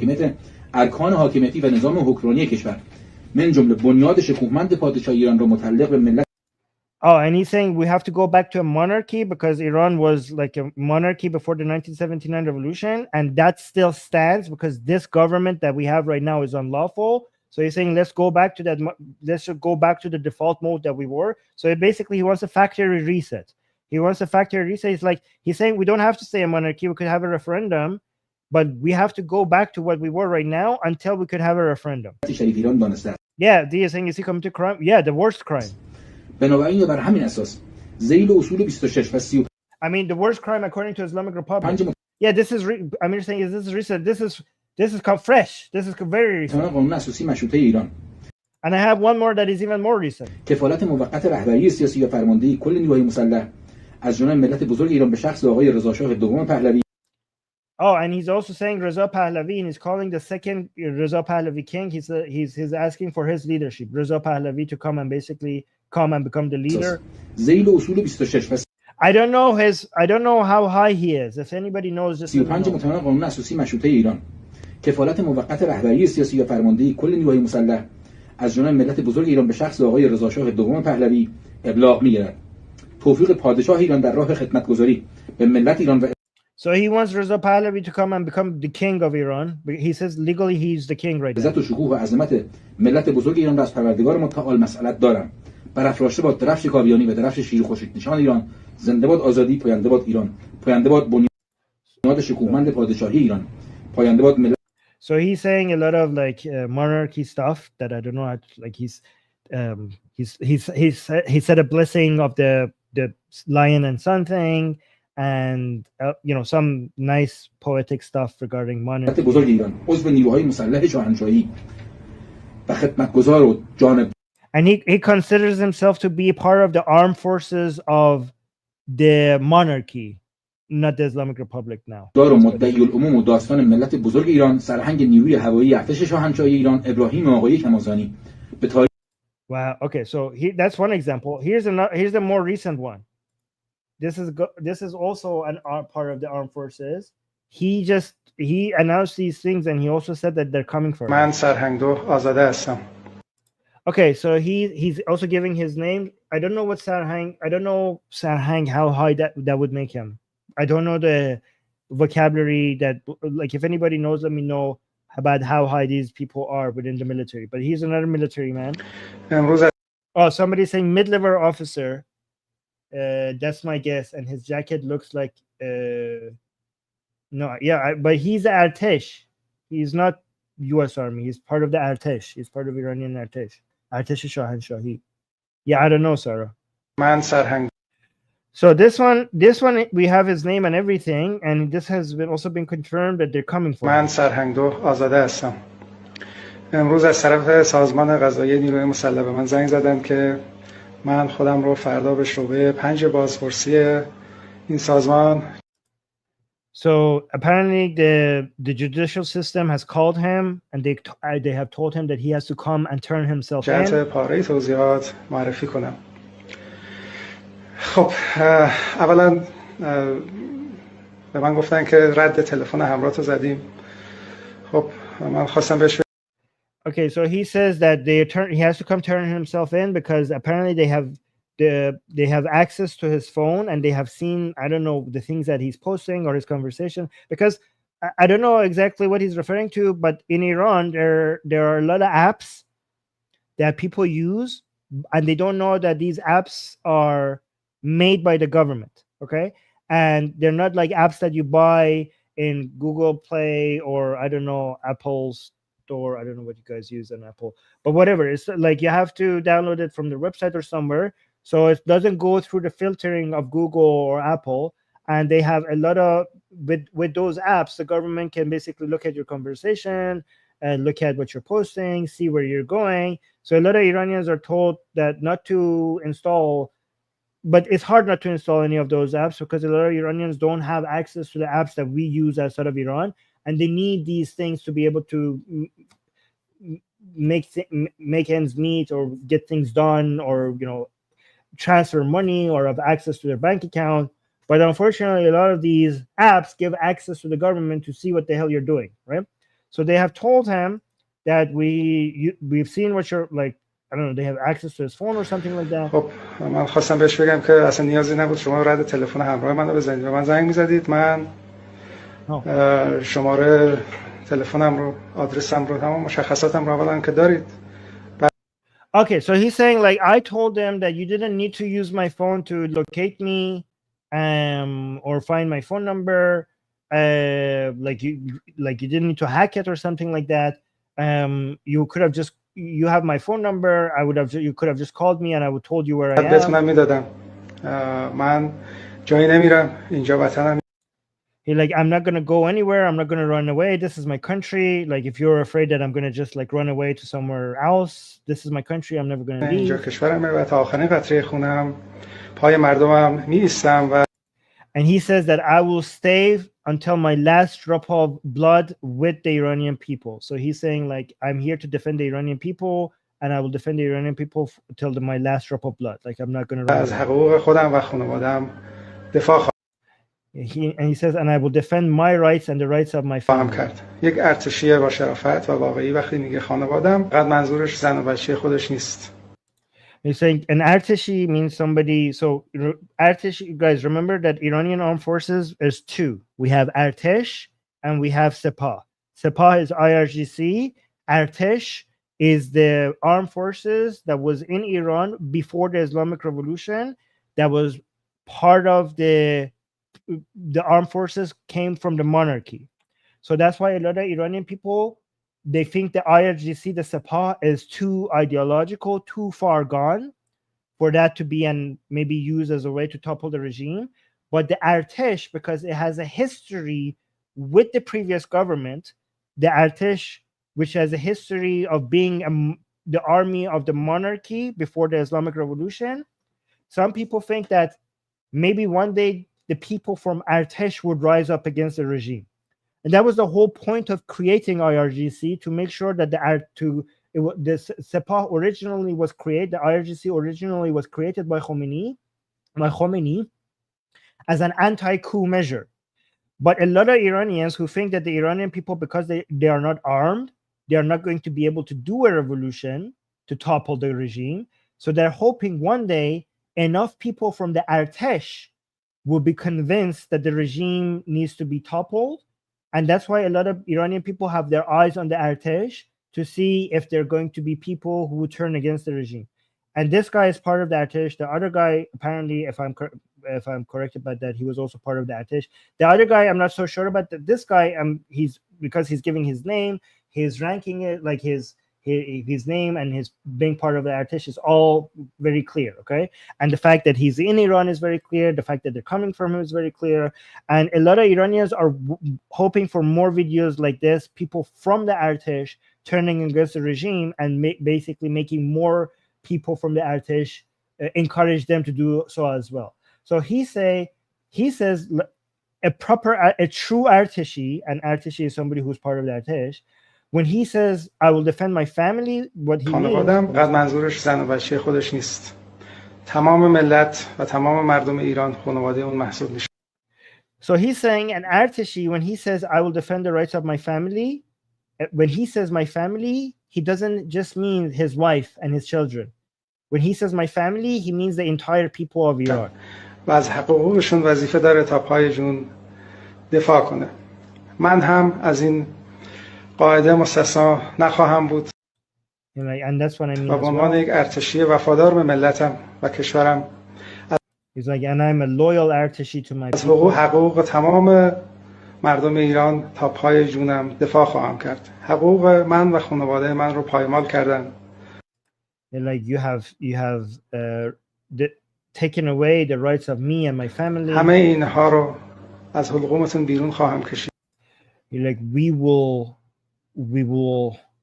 take this is a Persian saying, I don't know how to say it in English. Basically, he says that all the things that you have taken away from me and my family, by my family means the Iranian people, we will reach out into your throats and take it away from you. Okay, so basically, imagine this is a Persian Iranian saying. I don't know. I don't know. Just visualize like a monster just eating the rights of the Iranian people, and then you basically going through their mouth into their throat and basically taking it all out. That's what he's saying. I know this is how Iranian sayings work. حقوق بسیار از مردم ایران رو هم پایمال کردید. اینها رو از حقوق So you're saying you have betrayed the rights of the Iranian people. شما هم بیرون خواهم کشید.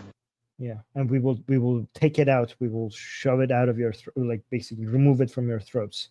So this is pretty bold, as people are saying in the live chat, and this is a crime, and this is something that the Islamic Republic is very, very sensitive about. And I don't know what's going to happen to him, but this guy is meeting it like head on. this is another video. So remember, I showed you the video of Parastoo Ahmadi, who was singing. So this recent video is now, this is a video that is recently being shared on Iranian social media. And this is a regime official meeting with schoolgirls and answering their questions. So this was on Iranian national TV. So let's see what these schoolgirls are asking the regime officials.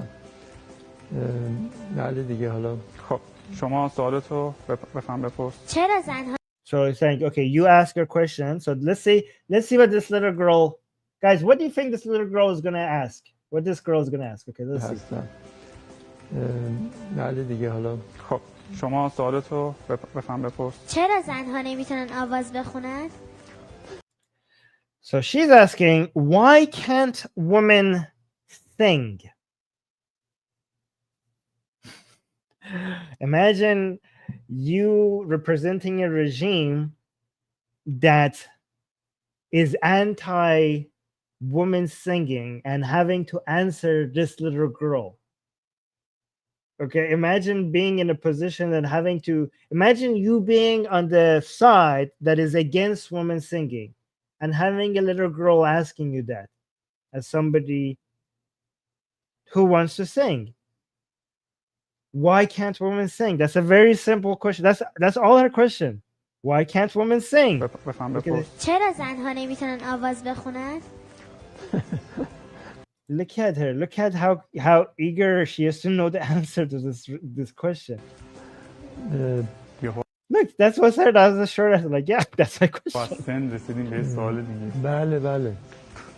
So let's see what he answers. البته مراجع و فقها نگفتن عرض کنم که به طور مطلق. So first of all, he was like, and there was a lot of commentary on this guy, like just like being surprised by this question. A lot of people on social media were making fun of this part. He was like, "What the hell? I wasn't here to answer these types of questions." He's like thinking awkward, like yeah, exactly. مراجع و فقها نگفتن عرض کنم که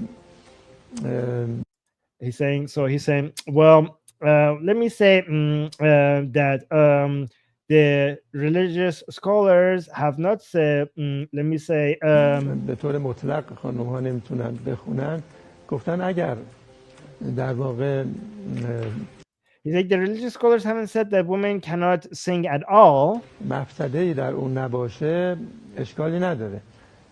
They have said that, you know, there are certain conditions for them to sing. Okay. But let's say why. خیلی آزاد نگذاشتن. But let's say why they haven't let it be free completely. به خاطر این است که بالاخره اسلام میخواد که He's saying it's because Islam wants that. Again, I'm saying the MM because I'm basically translating verbatim. اون قانون خانواده محفوظ بمونه. So Islam wants the unit of the family to be protected. The center, the قانون the center, basically the unity of family to be protected.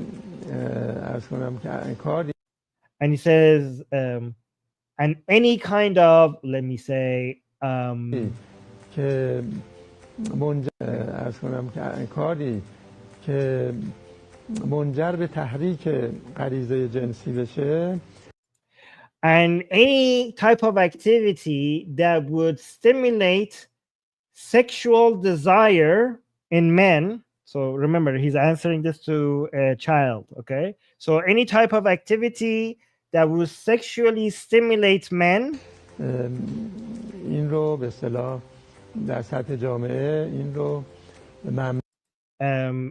as they say, he's saying, as they say, in a societal level, اعلام کرده the society, this has been, Islam has considered this to be illegal. و به اصطلاح میگیم جامعه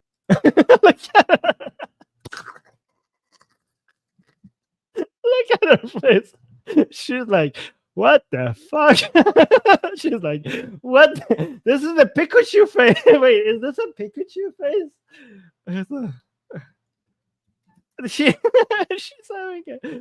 She's having a Pikachu face moment. Wait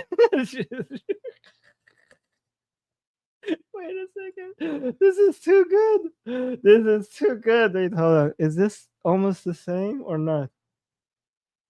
Yeah, she's like, what? She's like, okay. She's like, sexually, we can't say sexually stimulating men. You know, you're talking to a child, right? Okay. She's like, this is. Wait, hold on.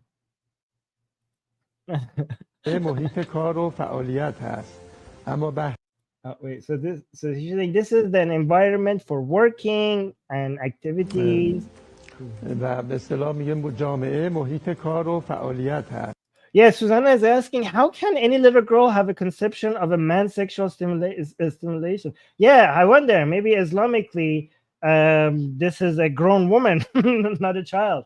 And she should have full understanding of these things because she's ready for marriage, apparently, Islamically. Yeah, so Susanna saying the other little girl starts looking at the ceiling, so uncomfortable. Yeah. اما بحث التزازات جنسی اینها مربوط به کادر خانواده است.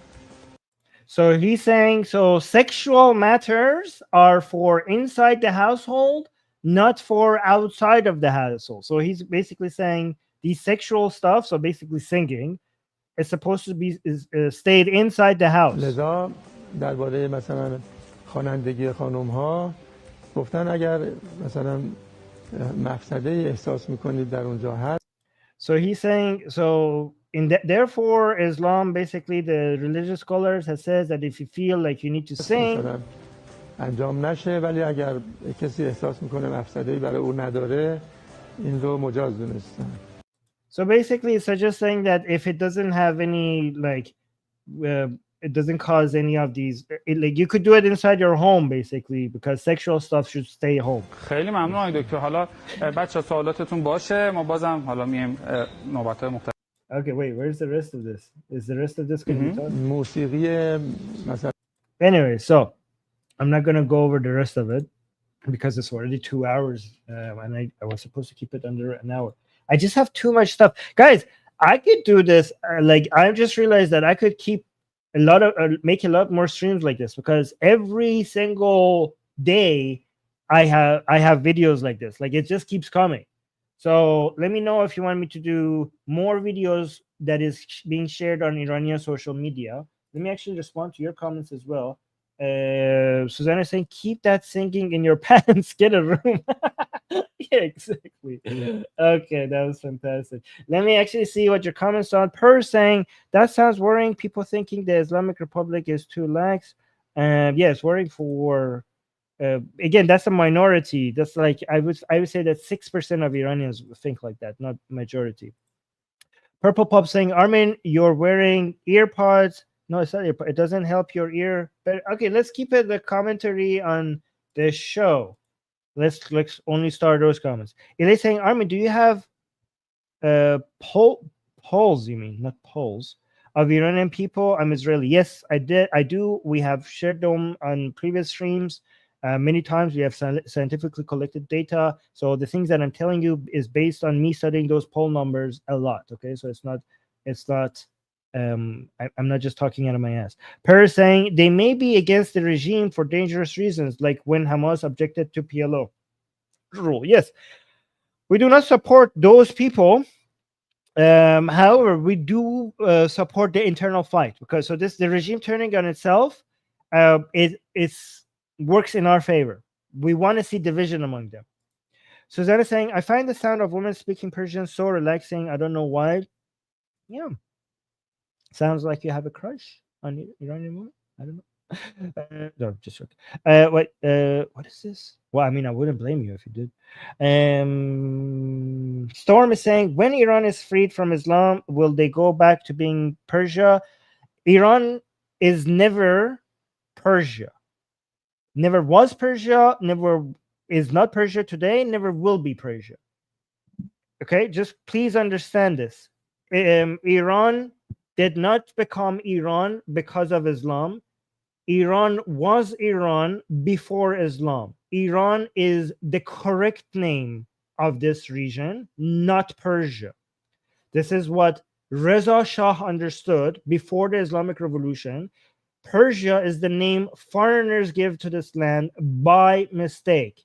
The name of the official name of this land turned from Persia to, was officially changed from Persia to Iran during the monarchist time, not because of the Islamic Revolution, because that is the correct name of this land. Iran, not Persia. Please understand that only half of Iranians are Persians. Calling this land Persia is an insult to all Iranians who are not Persian. Half of Iran is Persian only. We have Gilakis, we have Turks, we have Baluchis, we have Bakhtiaris, we have Kurds, we have Turks, we have Arabs.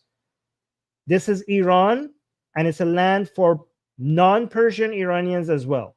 Please always remember that. Okay, so open your mind saying, Armin, you should make an episode about Musab Hassan Youssef. The Oxford Union debate was absolutely intense. Things went crazy.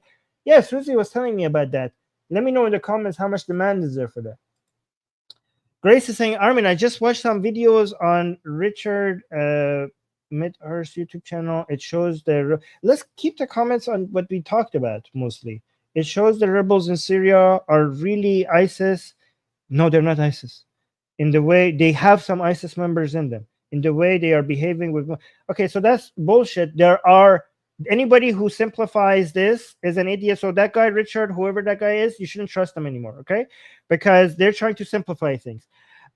This is a what you in the opposition is a Frankenstein monster. Well, not a monster. There's a whole bunch of different groups working with each other. We have secular people. We have ISIS as well. We have people with the right ideas, people with the wrong ideas. Everybody who was anti-Assad. There are some ISIS members within that group. If you go find those activities and you try to do a generalization to saying that this is the entire opposition to Assad, these are all these people. Most of the people within the HTS, again, I don't support the HTS. They're still Islamists, even if I welcome them reducing the might of the axis of resistance, the so-called might of the axis of resistance. I welcome that, but they're still an Islamic group. Okay, they might reform, they might not. I don't know. We'll see. But they are anti-ISIS. Most of them are anti-ISIS. Do they have people with ISIS mentality in them that are doing ISIS shit? Yes. Anybody who's using those videos and examples and telling you that this is the entire thing, you should not trust them. That's a dumb analysis of it. It's more complicated than that. Prashas, yeah, is saying, why didn't Iran send dead Iraqi Shia militias to save Assad army? I mean, I just watched the stream again. I answered it in the stream and my previous stream and the one before it. Susanna is saying, I like to imagine Shias with super strong booty cheeks that that they can use to catch and grip a sword. Yeah, we should make that with AI. Like swords, frisbees, and boomerangs. Oh my God. Now that's going to be... That's a mental image that's going to stick with me for a while. Aliyah is saying, why would UK listen to idiotic analysts like you? Well, I mean, if this is your comeback, then what very amazing high-level criticism, Aliyah. And also, they wouldn't listen to me. I mean, look at the situation in the UK. They are, yeah, maybe if they listen to me, the UK wouldn't be, I mean, all I have to show you is the situation in the UK right now. And you're right, they wouldn't listen to me. But given how things are in the UK right now, it seems like you're the idiot and they're the idiot and I'm in the right. I have enough evidence to show, and you just have this comment.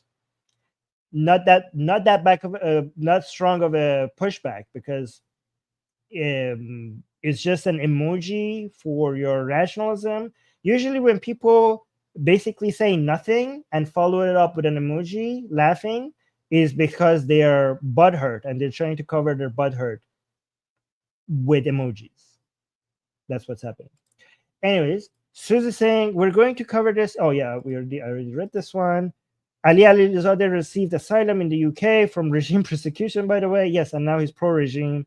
He's a leftist. He has to. I mean, he's a woke leftist. Let's just be fair to other leftists. Okay, he's a woke Marxist. He's both. No, he's a Marxist, more like a Marxist anti-imperialist, tanky leftist. Yeah, he's a tanky. Peace is saying, dude, I normally like you, but the rebels in Syria is 10 times worse than Assad. You're an idiot. Please stop liking me. They're 10 times worse than Assad. You have no idea what you're talking about. Again, so he's saying the rebels are a terrorist organization. The only good group in Syria is the Kurds. Okay. So I never said that when you say the rebels, you're an idiot because you're mixing all the rebels in Syria with the HTS group. That shows how insane and how uninformed you are. You don't understand that anti-Assad rebels in Syria, they're not all HTS. You are grouping a whole bunch of secular, liberal-minded people in Syria that are justifiably anti-Assad with the rest of the HTS. That shows the level of information and awareness that you have could already be dismissed, right? And also, if instead of rebels, maybe you should have said HTS, which HTS is a terrorist group as of right now. I don't know what's going to happen in the future. But if you say the HTS is worse than Assad, you are a moron. The Assad is a government. HTS is a group. It's a militant group. It's not a government. Assad was a government part of a wider net of the axis of resistance. It provided a much more well-established, well-organized, well-funded, well-militarized, state-sponsored government in Tehran be able to have access to the borders of Israel. Ask yourself this: why did ISIS not attack Israel? Why did Al-Qaeda not attack Israel? Because they know their fucking place. Because they're not government. They're just small little militia groups that are incapable of attacking Israel the way the axis of resistance has. Replacing Assad, that is part of the axis of resistance, with these terrorist groups is obviously better for us, Zionists. Again, they're not people that we trust, but it's one monster being replaced with a weaker monster. And again, we don't know what's going to happen in the future. And if you think you know what's going to happen with the HTS in the future, you're full of shit. And it shows your lack of awareness by calling all the rebels terrorists in Syria. I hope people in Syria appreciate me separating the anti-Assad rebels from, some Islamist groups. What horrible takes. So is he saying, however, the flag that has literally he has is literally the imperial flag. Oh, really? This one? Hold on. This specific design. Oh, that specific design. Well, I would consider it a monarchy flag if it has a crown in it. I never forget how the torturers of protesters Majid Reza Rahnavar broke his arm where he had the lion and sun tattooed on his skin. Yep. Thank you for reminding us of that, Susie. Oh, we got super chats. Oh, wait, let me see. Susie is saying, is it possible to believe that the fall of Assad is a win for all humanity and believe that Islamists will never be true liberators? Exactly. That's not a contradiction. The fall of Assad is a good thing, even if you don't trust Islamists. Good point, Susie. Idiotic takes. Wait, let me do the super chats first before I read the rest of the start comments. Can you not is saying, just to make Armin say booty cheeks again. Well, you win, and thank you for the super chat. Benny saying, so thankful for these streams, your analysis, hope. Well, thank you for the support. Graham Spin, I don't know how to pronounce that, saying, what are your thoughts on Trump's maximum pressure strategy? It's good if it's So I like the fuller version by Reza Pahlavi. Okay, so Reza Pahlavi took Trump's maximum pressure strategy and he completed it by saying maximum pressure against the Islamic Republic, followed by maximum support for the Iranian people. You need both maximum pressure against the Islamic Republic and maximum support for the Iranian people. What we want is the relative power of the Iranian people to increase against the Islamic Republic. So when it comes to politics, we have three types of power. Okay, we have people power, we have economic power, and we have military power. The people power, the popularity power, the narrative power, the Iranian people have already won that. But that's the least power. Okay, the economic power and the military power are more important. The military power is the biggest power, right? So now that we have already won the first one, we need to go to the economic power. Okay, so we want the relative economic power of the Iranian people to increase relative to the regime. So we have to look at the source of income of the regime and sources of income for the Iranian people. The source of income for the regime is oil and gas. That needs to be sanctioned, and also the sanctions need to be enforced, unlike Biden, who did not enforce the sanctions. So remember, the October 7th happened because of the funding that Biden allowed the regime to make by selling oil and gas to China through Malaysia and sending that money to his proxies, including Hamas, which funded October 7th. Okay, so we need the maximum pressure. We need that to stop. But at the same time, we need the Iranian people to have access to the world market. We need to decriminalize making online, hiring Iranian people online. Right now, I can't hire Iranian people because it could be illegal because of the sanctions and stuff, right? We need to give Iranian people access to satellite internet, access to making income through cryptocurrencies. Again, I'm not talking investing in cryptocurrencies, just for a transfer of wealth. They could sell it right away to dollars or because there's no financial mechanisms to get payments in Iran right now. We need to legalize companies being able to hire Iranians and them being able to sell their services online. Remember, democracy comes after a shift. If you look at historical trends, the greatest power of democracy is the shift of economic balance from governments to the people. If the private sector and the people become economically important, democracy usually becomes inevitable. I said that properly finally. That's why we need, when we say maximum support for the Iranian people, that's the two ways I suggest. So I disagree with Reza Pahlavi a little bit on this. Reza Pahlavi focuses on satellite internet and also sending money for the people in Iran who are doing strikes. I don't believe that works. I think we should do satellite internet plus encouraging people, decriminalizing hiring people of Iran for services. So that's what I think.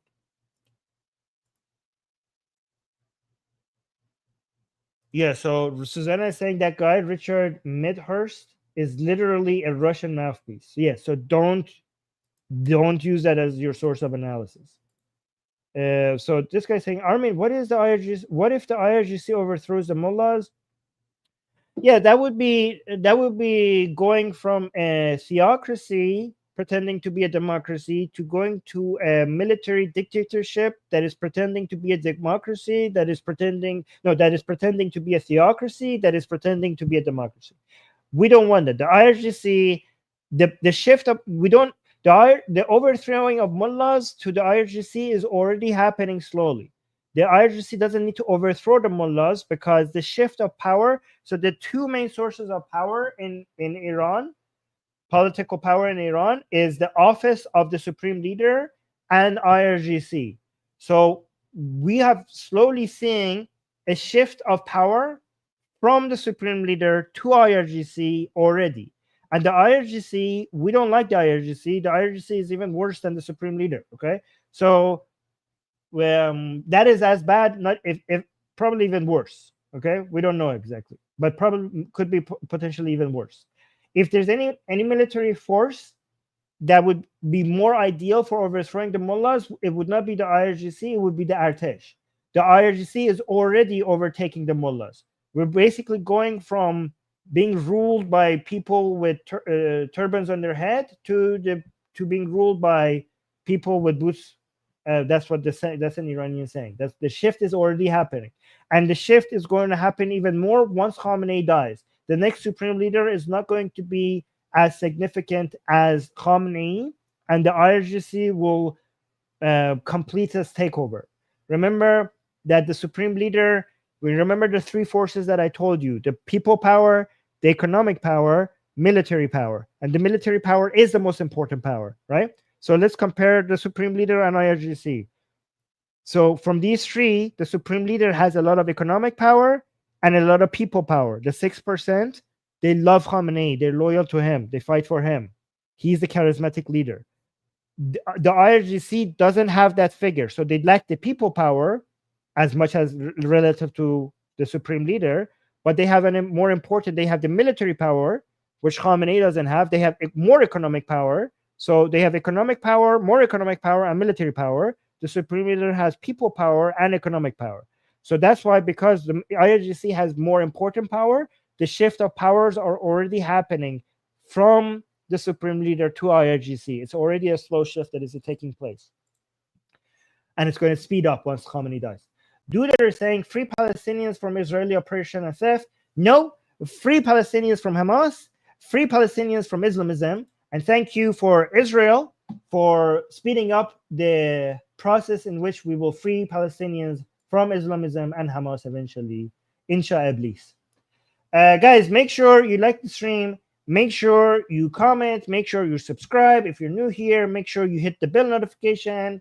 Make sure you recommend this channel to your friends, to your enemies, to gens and angels, to your goldfish, to your pet dog, anybody and everyone.